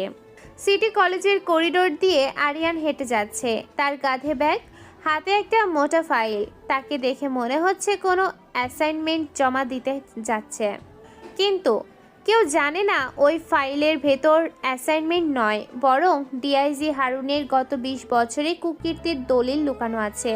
আরিয়ানকে মাঝপথে থামিয়ে দিয়ে তানিয়া বলল, আরিয়ান, তুমি কাল আমার গিফটটা নিলে না কেন? আমি সত্যিই দুঃখিত ছিলাম। তানিয়া, ক্ষমা চাওয়াটা মহত্বের লক্ষণ, কিন্তু আমি সাধারণ মানুষ। দামি ঘড়ি পড়লে হয়তো সময়টাই হারিয়ে ফেলবো। আপনার বাবার শরীর কেমন আছে? শুনলাম ডিআইজি সাহেব ইদানিং খুব চিন্তিত। তুমি আমার বাবার কথা জানলে কি করে? আমি তো কাউকে বলিনি তিনি ডিআইজি। কলেজের ফর্ম ফিল আপ করার সময় তো সবার বাবার নাম লেখা থাকে, আমি শুধু ওটাই মনে রেখেছি। তানিয়া, আপনার বাবাকে বলবেন বেশি চিন্তা করলে রক্তচাপ বেড়ে যায়। শহরের আবহাওয়া তো বদলে যাচ্ছে, তাকে সাবধানে থাকতে বলবেন। আরিয়ান কথাটি বলে ধীর পায়ে চলে গেল। তানিয়া স্তব্ধ হয়ে দাঁড়িয়ে রইল। আরিয়ানের গলার স্বর কি আজ একটু বেশি গম্ভীর ছিল? তানিয়ার মনে এক অজানা সংখ্যা দানা বাঁধতে শুরু করলো। সে দ্রুত তার বাবার বাংলোর দিকে রওনা দিল। রাত 12টা। ডিআইজি হারুনের বাংলোর চারদিকে কড়া নিরাপত্তা। সিসিটিভি ক্যামেরা আর কমান্ডোরা চারপাশ ঘিরে রেখেছে। হারুন তার স্টাডি রুমে বসে একটা পুরনো ডায়েরি পড়ছিলেন। হঠাৎ তার রুমের জানালার কাঁচ চূর্ণ বিচূর্ণ হয়ে গেল। কোনো বুলেট নয়, একটা ছোট্ট পাথর এসে কাঁচটা ভেঙেছে। হারুন সাথে সাথে তার ড্রয়ার থেকে পিস্তল বের করলেন। কে ওখানে? কমান্ডো, ভেতরে এসো। কিন্তু কোনো কমান্ডো ভেতরে এলো না। হারুন তার ওয়াকি টকি দিয়ে যোগাযোগের চেষ্টা করলেন, কিন্তু সেখানে কেবল স্ট্যাটিক শব্দ। কেউ একজন পুরো এলাকার সিগন্যাল জ্যাম করে দিয়েছে। হঠাৎ রুমের এক কোণে রাখা টিভিটার নিচে নিজেই চালু হয়ে গেল। স্ক্রিনে কোনো ভিডিও নেই, কেবল সাদা কালো ঝিরঝিরে ছবি। আর সেই ঝিরঝিরে ছবির মাঝখান থেকে ভেসে এলো সেই অশরীরী কণ্ঠ। হারুন সাহেব, আপনার ডায়েরিতে অনেক মানুষের নাম লেখা আছে যাদের আপনি ক্ষমতার জোরে দাফন করেছেন, কিন্তু মাটির নিচ থেকে যখন হাড়গোড় কথা বলতে শুরু করে তখন পাহারাদার কাজ দেয় না। আজ রাতের শেষ প্রহরে আপনার 20 বছরের সাম্রাজ্য ধুলোয় মিশে যাবে। তুই যেই হোস, সামনে আয়। 8 বছর আগে যাকে আমরা মেরেছিলাম, তুই কি তার আত্মা? মানুষ কখনো ফিরে আসে না। মানুষ ফিরে আসে না হারুন সাহেব, কিন্তু আদর্শ ফিরে আসে। লোহা যেমন পুড়লে আরও শক্ত হয়, তেমনি মানুষের জেদ ও অপমানের আগুনে পুড়লে পাথরে পরিণত হয়। আপনার কমান্ডোরা বাইরে ঘুমিয়ে পড়েছে, আমি আপনার ড্রয়িং রুমে অপেক্ষা করছি। সাহস থাকলে নিচে নামুন। হারুন কাঁপতে কাঁপতে সিঁড়ি দিয়ে নিচে নামলেন। ড্রয়িং রুমে কেবল একটা মোমবাতি জ্বলছে। সোফায় কেউ একজন বসে আছে, যার পিঠ হারুনের দিকে ফেরানো, তার পরনে কালো হুডি। হারুন পিস্তল তাক করলেন সেই ছায়ার দিকে। তোকে আজ আমি জ্যান্ত পুড়িয়ে মারবো। বল তুই কে? ধীর পায়ে উঠে দাঁড়ালো, কিন্তু মুখ দেখালো না। সেই টেবিলের ওপর রাখা একটা পুরনো ফাইল হারুনের দিকে সরিয়ে দিল। ওই ফাইলে হারুনের সব অবৈধ ব্যাংক অ্যাকাউন্টের ডিটেলস আছে। আপনার ক্ষমতা আপনার পকেটে ছিল হারুন সাহেব, আজ আপনার পকেটটাই ফুটো হয়ে গেছে। এই ফাইলটা এখন ইন্টারপোলের হেডকোয়ার্টারে পৌঁছে গেছে। কাল সকালে সূর্য ওঠার আগে পুলিশ আপনাকে গ্রেফতার করবে, কিন্তু তার আগে আমি আপনার সাথে একটা ছোট হিসাব মেলাতে চাই। 8 বছর আগে সেই ব্রিজের উপর বিস্ফোরণটা আপনি করিয়েছিলেন। আজ সেই একই জায়গায় আপনার জন্য একটা ছোট্ট সারপ্রাইজ আছে। হঠাৎ বাংলোর বাইরে সাইরেনের শব্দ শোনা গেল। হারুন ভাবলেন পুলিশ তাকে বাঁচাতে এসেছে, কিন্তু না, ওটা ছিল ইনভেস্টিগেশন টিমের গাড়ি। হারুন যখন জানালার দিকে তাকিয়ে পালানোর পথ খুঁজছিলেন, সেই ছায়াটি বাতাসের মতো অদৃশ্য হয়ে গেল।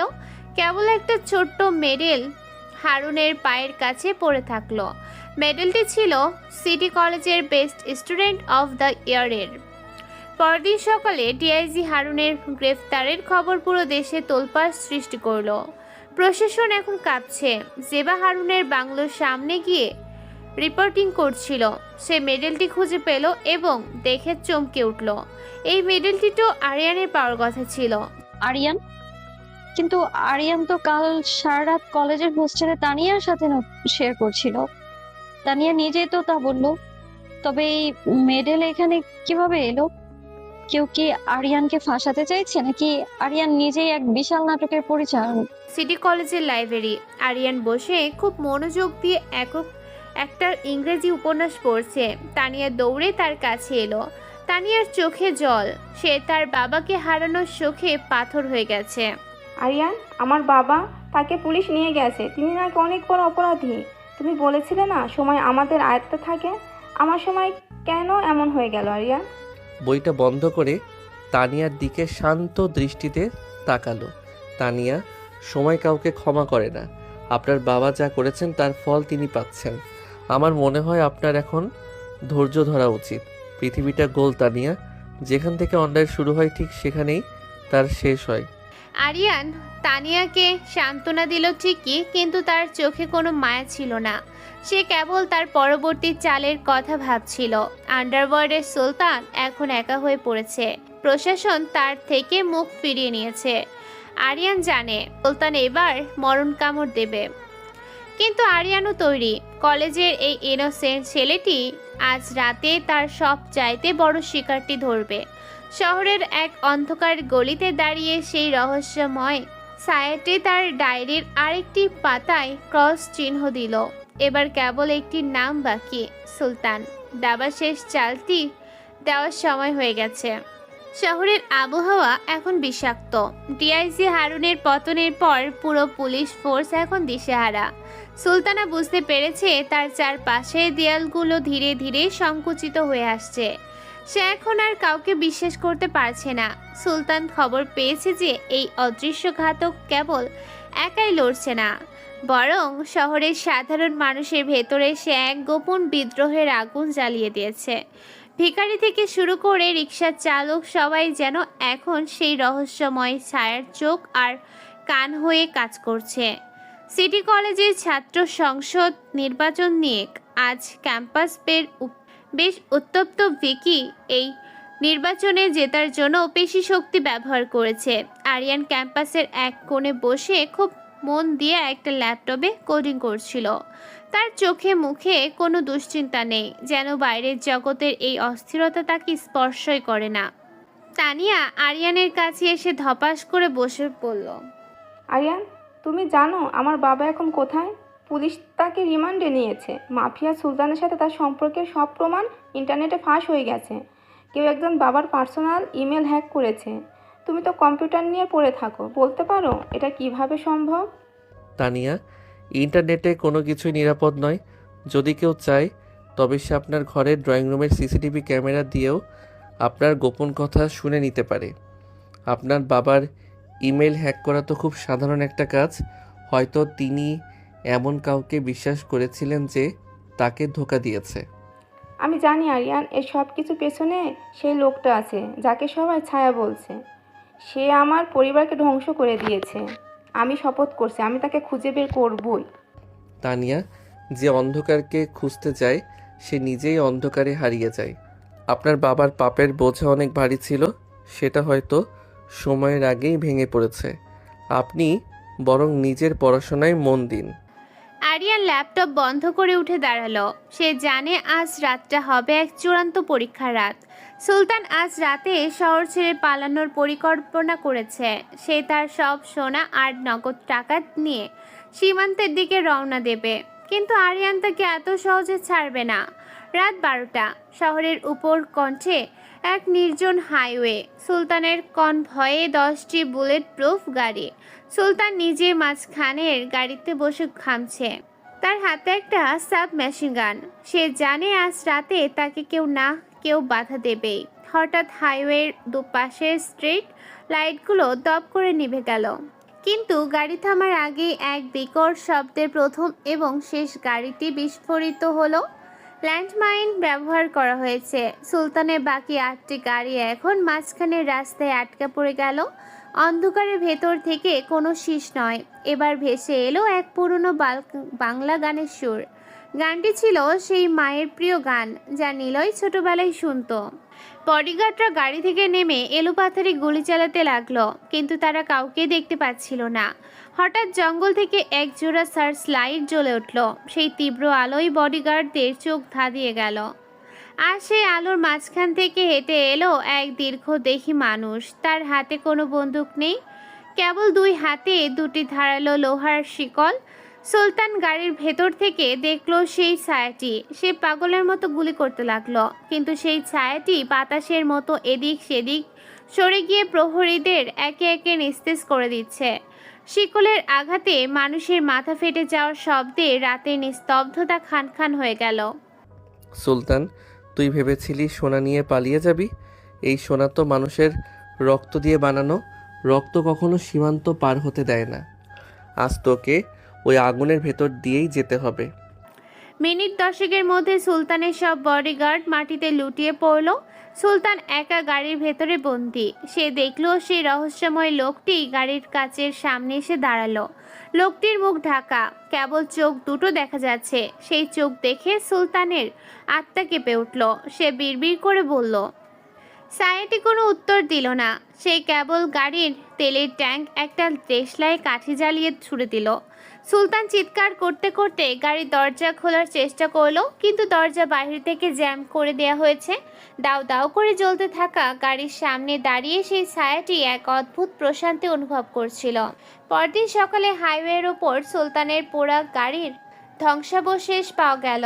সুলতান নিখোঁজ নাকি পুড়ে ছাই হয়ে গেছে তা নিয়ে ধোঁয়াশা তৈরি হলো।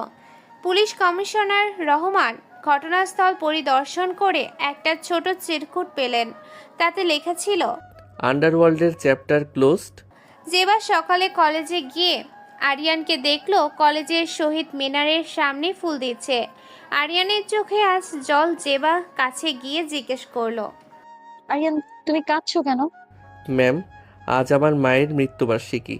মা বলতেন, যখন সব অন্ধকার হয়ে যায় তখন কেউ না কেউ প্রদীপ জ্বালাতে আসে। আজ আমার মনে হচ্ছে এই শহরের অন্ধকারটা একটু হলেও কমেছে। জেবা আরিয়ানের কথা শুনে শিউরে উঠল। গতকাল রাতে সুলতানের মৃত্যু আর আজ আরিয়ানের মায়ের মৃত্যুবার্ষিকী, দুটো কি নিছক কাকতালীয়।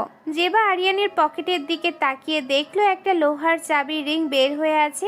রিংটি ঠিক সেই ধাঁচের লোহার তৈরি যা গতকালের হত্যাকাণ্ডে ব্যবহার করা হয়েছে। আরিয়ান, তোমার এই চাবির রিংটা তো বেশ সুন্দর, কোথায় পেলে?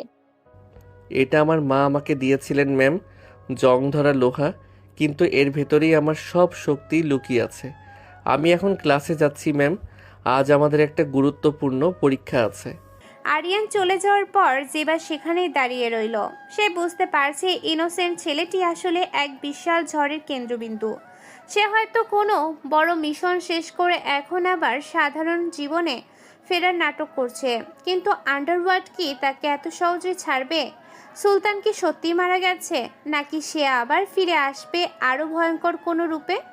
দাবার চালগুলো এখন আরও জটিল হয়ে উঠছে। আরিয়ান তার নীল ডায়েরিটা বের করে সুলতানের নামের ওপর এক বিশাল ক্রস চিহ্ন দিয়ে দিল। সবাই ভাবছে গল্প শেষ, কিন্তু আরিয়ান জানে আসলে শয়তানরা এখনো সিংহাসনের পেছনে লুকিয়ে আছে। শহরের বাতাসে এখন শ্মশানের স্তব্ধতা। সুলতানের গাড়ি পোড়া গন্ধ এখনো হাইওয়ের বাতাসে মিশে আছে। পুরো আন্ডারওয়ার্ল্ড এখন অভিভাবকহীন, কিন্তু সবাই জানে সুলতান বা ডিআইজি হারুন ছিল কেবল দাবার গুটি। আসল খেলোয়াড় এখনও ধরাছোঁয়ার বাইরে। তিনি হলেন এই শহরের সবচাইতে বড় শিল্পপতি এবং পর্দার আড়ালের গডফাদার, মির্জা সাহেব।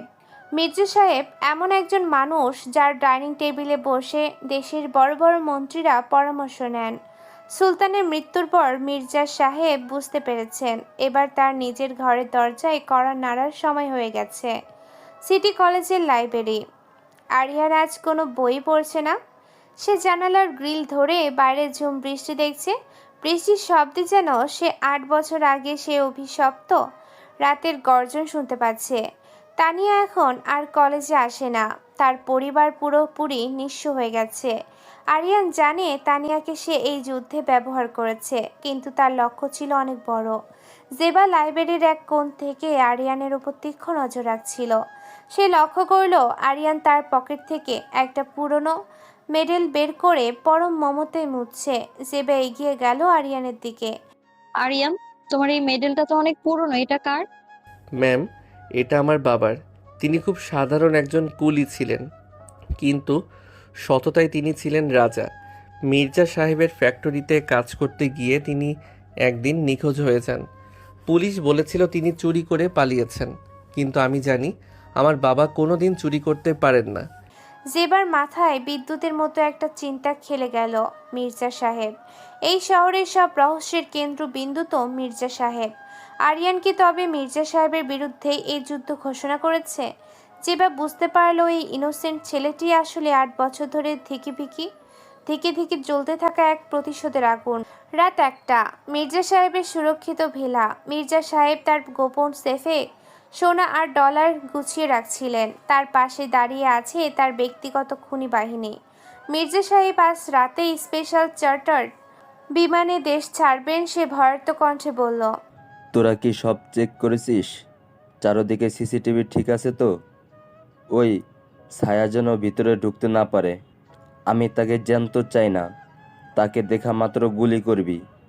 হঠাৎ ভিলার সব লাইট একসাথে কাঁপতে শুরু করলো। ভিলার বিশাল হলরুমে রাখা গ্র্যান্ড পিয়ানোটি নিজে নিজে বেজে উঠল। সুরটি ছিল অনেক করুণ, যেন কেউ মরার আগে শেষ গান গাইছে। মির্জা সাহেবের বডিগার্ডরা পিয়ানোর দিকে বন্দুক তাক করলো, কিন্তু পিয়ানোর সামনে কেউ নেই। অন্ধকারের ভেতর থেকে একটা ভারী ধাতব শব্দ ভেসে এলো, খট খট খট। কেউ একজন তার হাতের লোহার দন্তটি মেঝেতে ঠুকতে ঠুকতে এগিয়ে আসছে। কে তুই? সামনে আয়, আমি তোকে অনেক টাকা দেব। সুলতান যা দিয়েছিল তার ডাবল দেব। টাকা? মির্জা সাহেব, আমার বাবার রক্ত দিয়ে যে টাকা আপনি বানিয়েছেন সেই টাকা দিয়ে আমাকে কিনবেন? 8 বছর আগে আপনি যখন আমার মাকে ওষুধ কেনার টাকা না দিয়ে ফ্যাক্টরি থেকে তাড়িয়ে দিয়েছিলেন, তখন কি একবারও ভেবেছিলেন সেই শিশুটি আজ আপনার সামনে দাঁড়িয়ে আপনার সাম্রাজ্যের হিসাব নেবে? বডিগার্ডরা অন্ধের মতো গুলি ছুটতে শুরু করলো, কিন্তু সেই রহস্যময় ছায়াটি সিলিংয়ের ঝাড় বাতি বেয়ে তাদের মাথার ওপর নেমে এলো। হাতের লোহার শিকল দিয়ে সে একে একে সবাইকে নিস্তেজ করে দিল। মির্জা সাহেব দেখলেন তার চোখের সামনে তার দামি আসবাবপত্র রক্তে ভিজে যাচ্ছে। আরিয়ান ওরফে নিলয় হুডটা সরিয়ে মির্জা সাহেবের সামনে গিয়ে দাঁড়ালো। তার চোখে কোনো চশমা নেই, আছে কেবল এক পৈশাচিক ঘৃণা। মির্জা সাহেব, আপনার পাপের ঘর আজ পূর্ণ। আপনি ভেবেছিলেন প্রশাসন আপনার পকেটে, কিন্তু আজ পুরো শহর আপনার বাংলো ঘিরে ফেলেছে। সাধারণ মানুষ এখন আপনার গেটের বাইরে দাঁড়িয়ে বিচার চাইছে, আর আমি শুধু এসেছি আপনার সেই অহংকারটা ভেঙে দিতে। নিলয় মির্জা সাহেবের পায়ের ওপর তার হাতের লোহার রডটা সজোরে গেঁথে দিল। মির্জা সাহেবের আর্তনাদ পুরো ভিলার দেয়ালে দেয়ালে প্রতিধ্বনিত হতে লাগলো। ঠিক সেই সময় জেবা আর পুলিশ বাহিনী বাংলোর ভেতরে ঢুকে পড়ল। জেবা দেখলো নিলয় জানালার পর্দা দিয়ে তার হাত মুছছে। নিলয় জেবার দিকে তাকিয়ে একবার স্নান হাসলো। নিলয়, তুমি কেন এই পথ বেছে নিলে? তুমি তো আইনের আশ্রয় নিতে পারতে। জেবা, যে আইন অপরাধীদের সুরক্ষা দেয় সেই আইনের উপর ভরসা করা বোকামি। আমি আজ থেকে আর আরিয়ান নই, আমি আবার সেই নিলয় হয়ে ফিরেছি। এই শহরটা এখন পরিষ্কার হয়েছে, কিন্তু আমার গন্তব্য এখনো অনেক দূরে। পুলিশ যখন মির্জা সাহেবকে গ্রেফতার করতে চাইল, দেখা গেল মির্জা সাহেব আতঙ্কে হৃদরোগে আক্রান্ত হয়ে মারা গেছেন। তার ড্রয়ার থেকে বেরিয়ে এলো সেই নীল ডায়েরি, যেখানে সব বড় বড় রাঘব বোয়ালেদের নাম লেখা ছিল। নিলয় সেই ডায়েরিটা জেবার হাতে তুলে দিয়ে বাংলোর ছাদ দিয়ে অন্ধকারের মাঝে মিলিয়ে গেল। পরদিন সকালে খবরের কাগজের প্রথম পাতায় কোনো খুনের খবর ছিল না, ছিল মির্জা সাহেবের দুর্নীতির দলিল দাদি আর সাধারণ মানুষের মুক্তির উল্লাস। সিটি কলেজে আরিয়ানকে আর দেখা গেল না। তার হোস্টেলের রুমে কেবল একটা পুরনো জ্যামিতি বক্স আর মায়ের সেই ওষুধের প্যাকেট পড়েছিল। যেবার ডক ইয়ার্ডের কিনারে দাঁড়িয়ে আকাশের দিকে তাকিয়ে বিড়বিড় করে বলল, নিলে তুমি যেখানেই থাকো এই শহর তোমার মনে রাখবে। তুমি আরিয়ান হয়ে এসে আমাদের চোখ খুলে দিয়েছো, কিন্তু তোমার এই অসমাপ্ত গল্প কি 16 নম্বর পর্বে শেষ হবে, নাকি শুরু হবে এক নতুন বিশ্বজয়ের কাহিনী? শহর এখন শান্ত, কিন্তু গভীর রাতে কেউ কেউ এখনো সেই শীষ দেওয়ার শব্দ শুনতে পায়। তারা জানে যখনই আবার অন্ধকার নামবে, যখনই আবার কোনো ইনোসেন্ট ছেলে অত্যাচারিত হবে, তখনই আবার ফিরে আসবে সেই লোহার রড হাতে রহস্যময় ছায়া। নিলয় এখন এক মিথ, এক অপরাজয়ের শক্তি। মির্জা সাহেবের মৃত্যুর পর শহরের সাধারণ মানুষ ভেবেছিল দুঃস্বপ্ন শেষ হয়েছে, কিন্তু তারা জানতো না যখন একটা বিশাল আগ্নেয়গিরি শান্ত হয়, তখন তার ছাই থেকে আরো ভয়ঙ্কর এক ঝড়ের সৃষ্টি হয়। রাষ্ট্রের উচ্চ মহলে এখন হাহাকার। মির্জা সাহেবের সেই নীল ডায়েরি এখন জেবার হাতে, আর সেই ডায়েরিতে এমন কিছু নাম আছে যা প্রকাশ পেলে দেশের সরকার পর্যন্ত পড়ে যেতে পারে। তাই সরকার এখন কোনো পুলিশ নয়, বরং পাঠিয়েছে তাদের সব চাইতে এলিট এবং নিষ্ঠুর স্পেশাল ফোর্স ব্ল্যাক কোবরাকে। তাদের একমাত্র মিশন যে কোনো মূল্যে সেই ডায়েরি উদ্ধার করা এবং সেই রহস্যময় ছায়াকে পৃথিবীর মানচিত্র থেকে মুছে দেওয়া। সিটি কলেজের হোস্টেল এখন জনশূন্য। আরিয়ানের রুমটা পুলিশ সিল করে দিয়েছে, কিন্তু সেই অন্ধকার রুমের ভেতরেও কেউ একজন আজ রাতে এসেছিল। টেবিলের ওপর রাখা সেই পুরনো জ্যামিতি বক্সের ভেতর থেকে ছোট একটা চিপ গায়েব হয়ে গেছে। জেবা তার গোপন ফ্ল্যাটে বসে মির্জা সাহেবের ডায়েরিটা পড়েছিল। তার হাত কাঁপছে। সে দেখলো সুলতান বা মির্জা কেবল দ্বিখণ্ডে ছিল। আসল মাস্টারমাইন্ড হলো এই দেশের সব চাইতে প্রভাবশালী মন্ত্রী খন্দকার সাহেব, যিনি গত 20 বছর ধরে ক্ষমতার অলিন্দে বসে রক্তের ব্যবসা করেছেন। জেবা বুঝতে পারলো তার জীবনে এখন সুতোর উপর ঝুলছে। হঠাৎ জেবার ফ্ল্যাটের দরজায় এক মৃদু টোকা পড়লো। জেবা ভয়ে পিস্তল বের করলো। কে? সামনে আসুন, নইলে আমি গুলি করতে বাধ্য হব। জেবা, গুলি শব্দ ব্ল্যাক কোবরাকে আমন্ত্রণ জানাবে। দরজা খোলো, তোমার কাছে সময় খুব কম। জেবা দরজা খুলতেই দেখলো সামনে দাঁড়িয়ে আছে সে ইনোসেন্ট চেহারার আরিয়ান, কিন্তু তার পরনে এখন দামি লেদার জ্যাকেট আর চোখে সেই পরিচিত নীল দৃষ্টি। আরিয়ান আর আরিয়ান নেই, সে এখন পূর্ণাঙ্গ নিলয়। নিলয় জেবার হাত থেকে ডায়েরিটা ছিনিয়ে নিয়ে, তুমি বড্ড বেশি জেনে ফেলেছো জেবা, এই শহর তোমাকে বাঁচাবে না। খন্দকার সাহেব তার স্পেশাল ফোর্স পাঠিয়েছেন, তারা তোমাকে এবং আমাকে একসাথে শেষ করতে চায়। তুমি জানতে আছো নিলয়, আমি তো ভেবেছিলাম মির্জা সাহেবের বাংলো থেকে তুমি চিরতরে হারিয়ে গেছো। তুমি কি জানো খন্দকার সাহেবকে? তার হাতে পুরো দেশের কমান্ডো ফোর্স। বাঘ যখন শিকারীকেও শিকার করে ফেলে তখন সে সৈন্য সংখ্যা গোনে না। জেবা, এই ডায়েরিটা এখন ইন্টারনেটে লাইভ ব্রডকাস্ট হবে। আমি খন্দকার সাহেবের সেই মুখোশ আজ খুলে দেব যা তিনি গত 20 বছর ধরে পড়ে আছেন। তুমি শুধু আমার সাথে চলো। ঠিক সেই মুহূর্তে জেবার ফ্ল্যাটের জানালার কাঁচ ভেঙে ভেতরে ঢুকলো কয়েক ডজন গ্রেনেড। ধোঁয়ায় আচ্ছন্ন হয়ে গেল চারপাশ। ব্ল্যাক কোবরা ফোর্স বিল্ডিংটি ঘিরে ফেলেছে। তারা কোনো কথা না বলে সরাসরি গুলি চালাতে শুরু করলো। নিলয় জেবাকে আড়ালে ধাক্কা দিয়ে নিজেই জানালার পাশে গিয়ে দাঁড়ালো। নিলয় পকেট থেকে ছোট একটা রিমোট বের করে চাপ দিল, সাথে সাথে পুরো বিল্ডিংয়ের পাওয়ার গ্রিড বিস্ফোরিত হলো। অন্ধকার নেমে এলো, কিন্তু এই অন্ধকার নিলয়ের এলাকা। সে তার হাতে লোহার শিকল দিয়ে দেয়াল বেয়ে নিচে নেমে এলো। কমান্ডোরা তাকে লক্ষ্য করে থার্মাল সাইড দিয়ে গুলি করার চেষ্টা করলো, কিন্তু নিলয় বাতাসের চেয়েও দ্রুত গতিতে তাদের মাঝখান দিয়ে বেরিয়ে গেল। টার্গেট পালানোর চেষ্টা করছে, সব ইউনিটকে বলছি ওপেন ফায়ার, আমাদের কোনো সাক্ষী চাই না। নিলয় জেবাকে নিয়ে শহরের এক পুরনো স্টিল ফ্যাক্টরির ভিতরে ঢুকলো। এই ফ্যাক্টরিটি ছিল নিলয়ের বাবার কর্মস্থল। এখানে এখনও সেই পুরনো লোহা গলানোর ফার্নেসগুলো পড়ে আছে। নিলয় জানতো আজ এখানে তার জীবনের সবচাইতে বড় লড়াইটা হবে। খন্দকার সাহেব তার সরাসরি গাড়িতে বসে ফ্যাক্টরির বাইরে থেকে মাইকে ঘোষণা করলেন, নিলয়, তুমি নিজেকে খুব চালাক ভাবো। আজ এই ফ্যাক্টরিতেও হবে তোমার চিতা।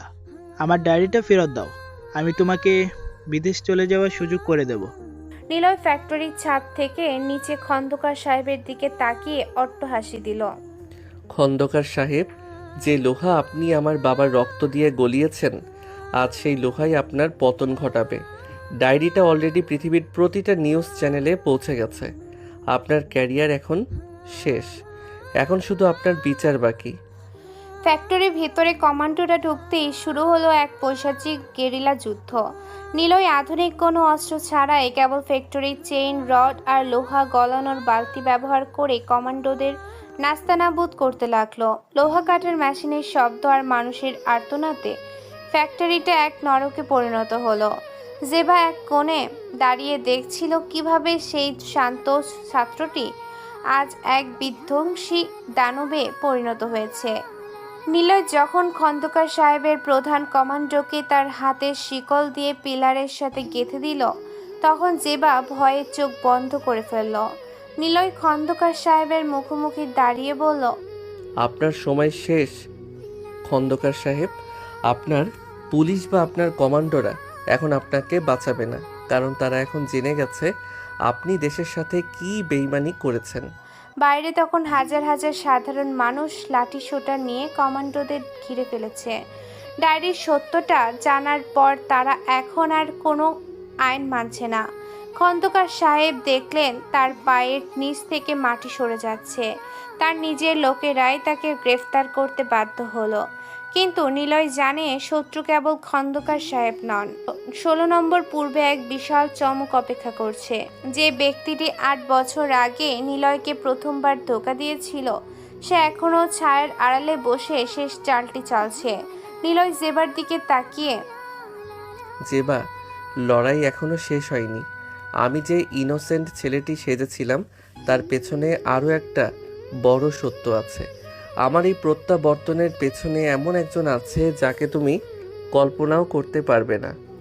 নিলয় খন্দকার সাহেবের সব ফাইল পুড়িয়ে দিয়ে ফ্যাক্টরির ধোঁয়ার মাঝখানে মিলিয়ে গেল। শহর এখন এক নতুন ভোরের অপেক্ষায়, কিন্তু নিলয়ের ডায়েরিতে এখনও একটা শেষ নাম বাকি। সেই নামটি কি? শহরের বুকে এখন লাশের মিছিল থামলেও বাতাসে গুমোট ভাবটা কাটেনি। খন্দকার সাহেবের পতনের পর সবাই ভেবেছিল এবার শান্তি ফিরবে, কিন্তু নিলয় জানে দাবার বোর্ডে এখনও একজন খেলোয়াড় বাকি আছে, যে কিনা গত 8 বছর ধরে নিলয়কে প্রতিটা পদক্ষেপে নজর রাখছিল। সিটি কলেজের সেই শান্ত হোস্টেল রুমে আরিয়ানকে রেখে আসা চিফ স্ট্রিট যে গায়েব হয়েছে তা কোনো সাধারণ চোর করেনি, ওটা করেছে সেই ব্যক্তি যাকে নিলয় সব চাইতে বেশি বিশ্বাস করেছিল। জেবা তার নিউজ অফিসে বসে মির্জা সাহেবের ডায়েরির শেষ পাতাটা বারবার পড়েছিল। সেখানে একটা সাংঘাতিক নাম লেখা আছে, দ্য আর্কিটেক্ট।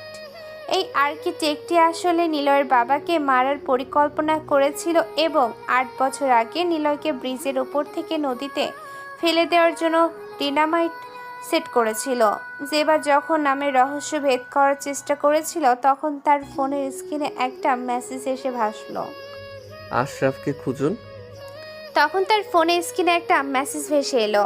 আশরাফ, সেই বৃদ্ধ ভিখারি যে স্টেশনে বসে নিলয়ের জন্য খবর জোগাড় করত। জেবা দ্রুত স্টেশনে পৌঁছালো, কিন্তু সেখানে গিয়ে সে যা দেখলো তাতে তার গায়ের রক্ত হিম হয়ে গেল। জেবা হাঁপাতে হাঁপাতে স্টেশনের নির্জন প্ল্যাটফর্মে। আশরাফ চাচা, আপনি কোথায়? অন্ধকারের ভেতর থেকে একটা হুইল চেয়ারের শব্দ ভেসে এলো। চাকার ক্যাচ ক্যাচ শব্দে পুরো প্ল্যাটফর্মটা যেন কাঁপছে। হুইল চেয়ারে বসে আছে এক ব্যক্তি যার মুখটা ছায়ায় ঢাকা। তার পাশে দাঁড়িয়ে আছে একদল পেশাদার কিলার। আশরাফ খুব মার্জিত এবং গম্ভীর স্বরে বলল, জেবা, তুমি বড্ড বেশি দেরি করে ফেলেছো। এই শহরটা কোনো গ্যাংস্টার বা রাজনীতিকের নয়। এই শহরটা আমার। আমি এই শহরের আসল আর্কিটেক্ট। জেবা স্তব্ধ হয়ে গেল। যে আশরাফকে নিলয় বড় ভাইয়ের মতো শ্রদ্ধা করত, যে আশরাফ নিলয়ের প্রতিটি মিশনে সাহায্য করেছে, সেই আসলে সবচাইতে বড় শয়তান। আশরাফ তার ভিখারি সেজে নেই, তার পরনে এখন দামি রেশমি পোশাক। সে আসলে মির্জা সাহেবের উপরে এক গোপন গ্লোবাল মাফিয়া সিন্ডিকেটের প্রধান। নীলাকে আমি তৈরি করেছি। ওর ভিতরে যে প্রতিশোধের আগুন ছিল সেটাকে আমি ব্যবহার করেছি আমার প্রতিপক্ষদের সরিয়ে দেওয়ার জন্য। সুলতান মির্জা, খন্দকার, ওরা সবাই আমার পথের কাঁটা ছিল। নিলয় সেগুলোকে পরিষ্কার করেছে। এখন নিলয়কেও আর আমার দরকার নেই। নিলয় প্ল্যাটফর্মের ওপরের লোহার বিম থেকে এক লাফে নিচে নেমে পড়ল। আমি জানতাম আশরাফ, আমি জানতাম যে তুমি ভিখারি সেজে আমার ইমোশন নিয়ে খেলছিলে, কিন্তু তুমি ভুলে গেছো আমি তোমারই ছাত্র। বাঘকে তুমি শিকার শেখাতে পারো, কিন্তু বাঘ যখন ক্ষুধার্ত হয় তখন সে তার শিক্ষককেও ছাড়ে না। নিলয় আজ একা নয়, তার পেছনে এখন এই শহরের হাজার হাজার সাধারণ মানুষ যারা আরিয়ানের সেই ইনোসেন্ট রূপকে ভালোবেসেছিল। তারা আজ হাতে মশাল নিয়ে স্টেশনে জড়ো হয়েছে। আশরাফের খুনিরা বন্দুক তাক করার আগেই সাধারণ মানুষের পাথরের আঘাতে তারা পিছু হাঁটতে বাধ্য হলো। নিলয় আশরাফের হুইল চেয়ারের হাতলটা শক্ত করে ধরে। আশরাফ, তুমি ভেবেছিলে আমি শুধু লোহা দিয়ে লড়ছি, কিন্তু না, আমি লড়ছিলাম মানুষের বিশ্বাস দিয়ে। তুমি আমার বাবাকে মেরেছো, আমার মাকে কষ্ট দিয়েছ। এই হিসাব কোনো টাকা দিয়ে মেটানো যাবে না। আশরাফ মরিহা হয়ে তার পকেট থেকে একটা রিমোট বের করলো। পুরো স্টেশনে আমি বোমা ফিট করে রেখেছি। আমি মরলে এই হাজার হাজার মানুষও আমার সাথে মরবে। নিলয় এক সেকেন্ডও দেরি করলো না। সে তার হাতে লোহার শিকল দিয়ে আশরাফের রিমোট ধরা হাতটা পেঁচিয়ে ধরলো। হাড় ভেঙে যাওয়ার মটমট শব্দে আশরাফ আর্তনাদ করে উঠল। রিমোটটা ছিটকে রেল লাইনে গিয়ে পড়ল। ঠিক সেই মুহূর্তে দূর থেকে একটা মালবাহী ট্রেনের তীব্র সাইরেন শোনা গেল। নিলয় আশরাফকে তুলে রেল লাইনের মাঝখানে ফেলে দিয়ে, তোমার সাম্রাজ্য আজ এই ট্রেনের নিচে ধুলোয় মিশে যাবে। এই শহর এখন স্বাধীন, আর আমি এখন কেবল এক স্মৃতি হয়ে থাকব। ট্রেনটি প্রচণ্ড গতিতে আশরাফের ওপর দিয়ে চলে গেল। শহরের সব চাইতে বড় রহস্যের শেষ হলো এক বিভৎস পরিণতির মাধ্যমে। জেবা নিলয়ের কাছে যেতে চাইল, কিন্তু নিলয় হাত উঁচিয়ে তাকে থামিয়ে দিল। জেবা, আমাদের পথ আলাদা। এই শহর এখন শান্ত। আরিয়ান মারা গেছে, আর নিলয় এখন এক অমর যোদ্ধা। ডায়েরিটা তুমি পুলিশের কাছে দিয়ে দিও, আমি চললাম। পরদিন সকালে 16 নম্বর পর্বের মহাকাব্যিক সমাপ্তি শুরু হলো। শহরের মেইন স্কয়ার আরিয়ানের এক বিশাল মূর্তি স্থাপন করা হলো। কেউ জানলো না আরিয়ান আসলে নিলয় ছিল। সবাই ভাবলো এক ইনোসেন্ট ছাত্র এই শহরের পরিবর্তনের জন্য প্রাণ দিয়েছে। জেবা মূর্তির পাদদেশে দাঁড়িয়ে আকাশের দিকে তাকিয়ে হাসলো। সে দেখলো অনেক দূরে পাহাড়ের চূড়ায় এক যুবক তার মোটরসাইকেলে চড়ে অজানার উদ্দেশ্যে পাড়ি জমাচ্ছে। তার কাঁধে সেই পুরনো জ্যামিতি বক্স আর মায়ের সেই জং ধরা লোহার rod. Niloy the iron king গল্পটি এখানেই শেষ নয়, এটা কেবল এক অন্যায়ের শেষের শুরু। শহর এখন শান্ত ঠিকই, কিন্তু যখনই আবার কোনো ইনোসেন্ট ছেলে অত্যাচারিত হবে, যখনই আবার কোনো মাফিয়া মাথাচাড়া দেবে, তখনই আবার কোথাও না কোথাও জন্ম নেবে এক নতুন নিলয়। লোহার গর্জনে প্রকম্পিত হবে আকাশ। নিলয় দূর থেকে দিগন্তের দিকে তাকিয়ে বিড়বিড় করে, মা, আমি আমার কথা রেখেছি। আমি এখন এই পৃথিবীর সবচাইতে ক্ষমতাধর মানুষ, কারণ আমার সাথে এখন সাধারণ মানুষের দোয়া আছে। নিলয় তার মোটর বাইকের অ্যাক্সিলারেটরে চাপ দিল। ধুলোর মেঘ উড়িয়ে সে হারিয়ে গেল এক নতুন গন্তব্যের দিকে। শহরবাসী আজ বুক ভরে নিঃশ্বাস নিচ্ছে। আন্ডারওয়ার্ল্ডের কালো মেঘ কেটে গেছে। জয় হয়েছে লোহার, জয় হয়েছে সত্যের। শহরের আকাশ আজ কুচকুচে কালো, যেন কোনো এক মহাপ্রলয়ের সংকেত দিচ্ছে। খন্দকার সাহেবের পতনের পর সবাই যখন বিজল্লাসের মতো, তখন নিলয় একাই শহরের সেই পুরনো পরিত্যক্ত লাইট হাউসের ওপর দাঁড়িয়েছিল। তার হাতে থাকা সেই ছোট্ট চিপসটি থেকে সে এক ভয়ঙ্কর সত্য জানতে পেরেছে। 8 বছর আগে তাকে মারার পরিকল্পনা কোনো ডন বা নেতা করেনি, করেছিল তার সবচেয়ে কাছের মানুষ আশরাফ। যে আশরাফ তাকে ছোটবেলা থেকে লোহা চিনতে শিখিয়েছিল, যে আশরাফ তাকে গডফাদার হওয়ার স্বপ্ন দেখিয়েছিল, সেই আসলে এই শহরের আসল আর্কিটেক্ট। আরিয়ানের সে ইনোসেন্ট চশমাটা আজ লাইট হাউসের ওপর থেকে নিচে সাগরের বুকে ছুঁড়ে ফেলে দিল নিলয়। আজ থেকে কোনো ছদ্মবেশ নেই, আজ থেকে কেবল ধ্বংস। জেবা নিউজ স্টুডিওতে বসে লাইভ টেলিকাস্টের প্রস্তুতি নিচ্ছিল। হঠাৎ তার কানে এলো এক গোপন ফ্রিকোয়েন্সির শব্দ। স্পিকারে ভেসে এলো সেই পরিচিত গম্ভীর কণ্ঠ, জেবা, আজ রাতে স্টেশনে এসো। এই শহরের শেষ পর্দাটা ছিঁড়ে যাবে, তবে সাবধান, আজ রাতে পুলিশ বা প্রশাসন তোমাকে বাঁচাতে পারবে না। জেবা আর দেরি করল না। সে তার ক্যামেরা নিয়ে একাই রওনা দিল শহরের সেই প্রাচীন স্টেশনের দিকে। স্টেশনের প্ল্যাটফর্মটা তখন কুয়াশায় ঢাকা। চারিদিকে মরচে ধরা ট্রেনের বগিগুলো যেন এক একটা কফিন হয়ে দাঁড়িয়ে আছে। হঠাৎ স্টেশনের লাউডস্পিকারের এক পৈশাচিক হাসির শব্দ শোনা গেল। আশরাফ হুইল চেয়ারে বসে অন্ধকারের ভেতর থেকে বেরিয়ে এলো। তার পরনে এখন দামি রাজকীয় পোশাক, গলায় হীরের মালা। সে আর সেই ভিখারি আশরাফ নেই। তার চারপাশে দাঁড়িয়ে আছে 20 জন বিদেশি মার্সেনারি, যাদের হাতে আধুনিক সব লাইসেন্সার লাগানো অস্ত্র। নিলয়, বেরিয়ে আয়। আমি জানতাম তুই চিপটা খুঁজে পাবি। আমি ওটা এখানে রেখেছিলাম। তোকে আমি তৈরি করেছি আমার শত্রুদের শেষ করার জন্য। এখন যখন সবাই শেষ, তখন তোকেও আর আমার দরকার নেই। তুই ছিলি আমার দাবার সবচাইতে শক্তিশালী গুটি, কিন্তু রাজা তো আমি। নিলয় রেল লাইনের উপর দিয়ে ধীর পায়ে হেঁটে এলো। তার কাঁধে সেই বিশাল আকার লোহার শিকল, যা মাটিতে ঘষে যাওয়ার শব্দে এক অদ্ভুত কম্পন সৃষ্টি করেছে। নিলয়ের চোখে কোনো রাগ নেই, আছে কেবল এক হিম শীতল ঘৃণা। আশরাফ, তুমি ভুল করেছ। বাঘকে তুমি শিকার শেখাতে পারো, কিন্তু বাঘ যখন ক্ষুধার্ত হয় তখন সে তার শিক্ষককেও চেনে না। তুমি ভেবেছিলে আমি শুধু প্রতিহিংসার জন্য লড়ছি? না, আমি লড়ছিলাম তোমার মতো শয়তানদের এই শহর থেকে চিরতরে মুছে দেওয়ার জন্য। আমার বাবা তোমার ফ্যাক্টরিতে শ্রম দিয়ে মারা যায়নি। তুমি তাকে জীবন্ত ফার্নেসে পুড়িয়েছিলে কারণ তিনি তোমার ড্রাগস ব্যবসার কথা জেনে ফেলেছিলেন। ঠিক ধরেছিস। তোর বাবাকে মারার পর তোকেও মারতে চেয়েছিলাম, কিন্তু ভাবলাম এই রাগটাকে যদি কাজে লাগানো যায়, তবে আমি পুরো শহরে একগুচ্ছ মালিক হতে পারবো। আর সেটাই হয়েছে। এখন তুই মরলে আমার সব রেকর্ড মুছে যাবে। গার্ডস, শেষ করে দাও ওকে। শুরু হলো এক অসম যুদ্ধ। 20 জন সশস্ত্র কমান্ডো আর একদিকে একা নিলয়।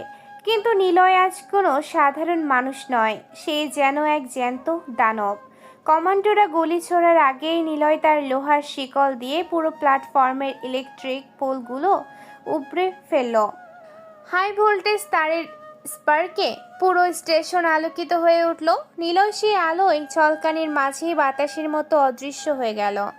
অন্ধকারের ভেতর থেকে কেবল শোনা যাচ্ছে লোহার শিকলের ঝনঝনানি আর মানুষের আর্তনাদ। নিলয় আজ বন্দুকের বদলে ব্যবহার করছে তার শরীরের প্রতিটি পেশি আর লোহার শক্তি। সে একের পর এক কমান্ডোকে ট্রেনের বগির সাথে শিকল দিয়ে গেঁথে ফেলেছে। আশরাফ তার হুইল চেয়ারে বসে কাঁপছে।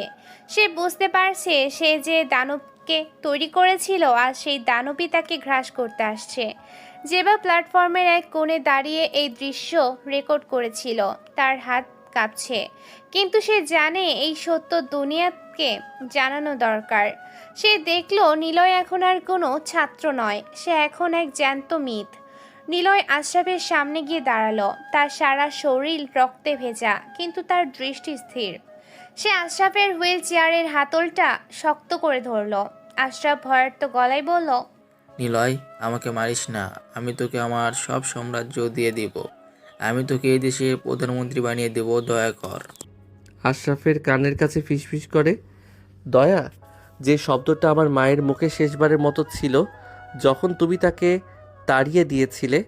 আশরাফ, নরকে যাওয়ার আগে শুধু জেনে রাখো, লোহা কখনো দয়া চেনে না, সে শুধু চেনে আঘাত। ঠিক সেই সময় স্টেশনের সাইরেন বেজে উঠল।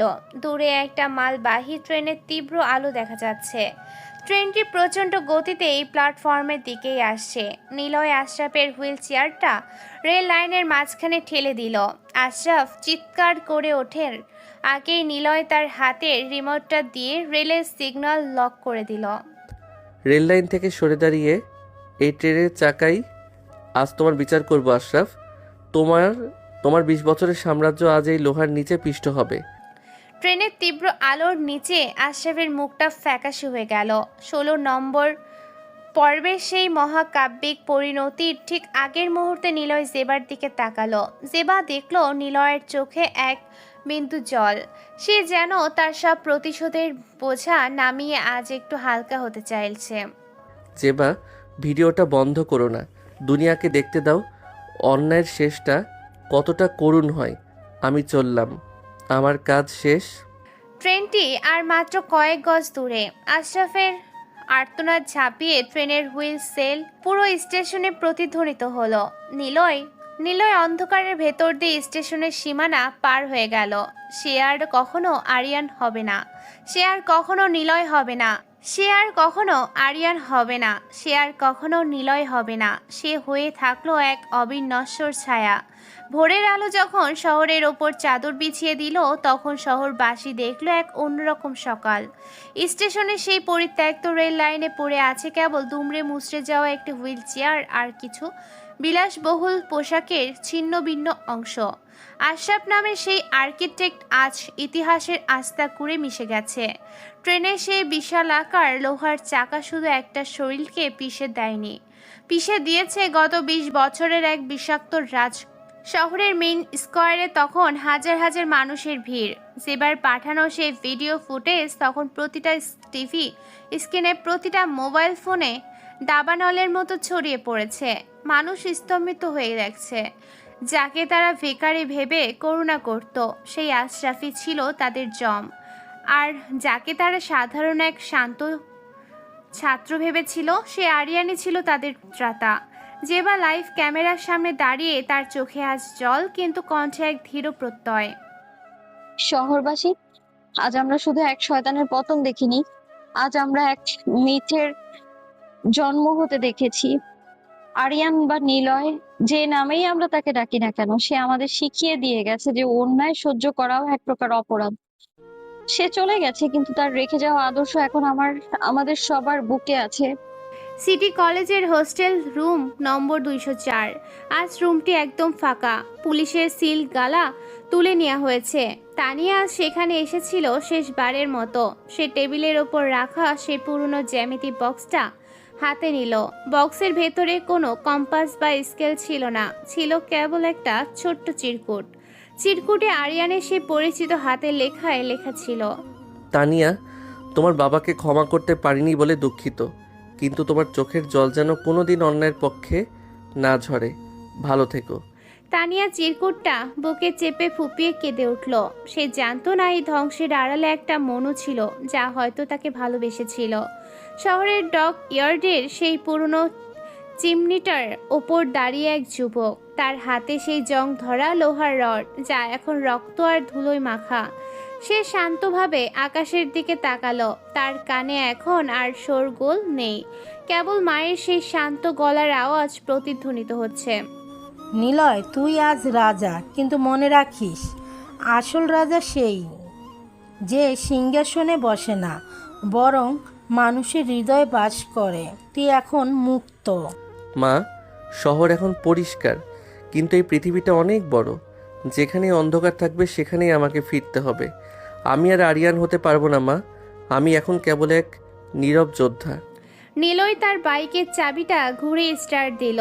ইঞ্জিনের গর্জনে ডক ইয়ার্ডের কবুতরগুলো একসাথে ডানা ঝাপটে উড়ে গেল। সে তার কালো হেলমেটটা পরে নিল।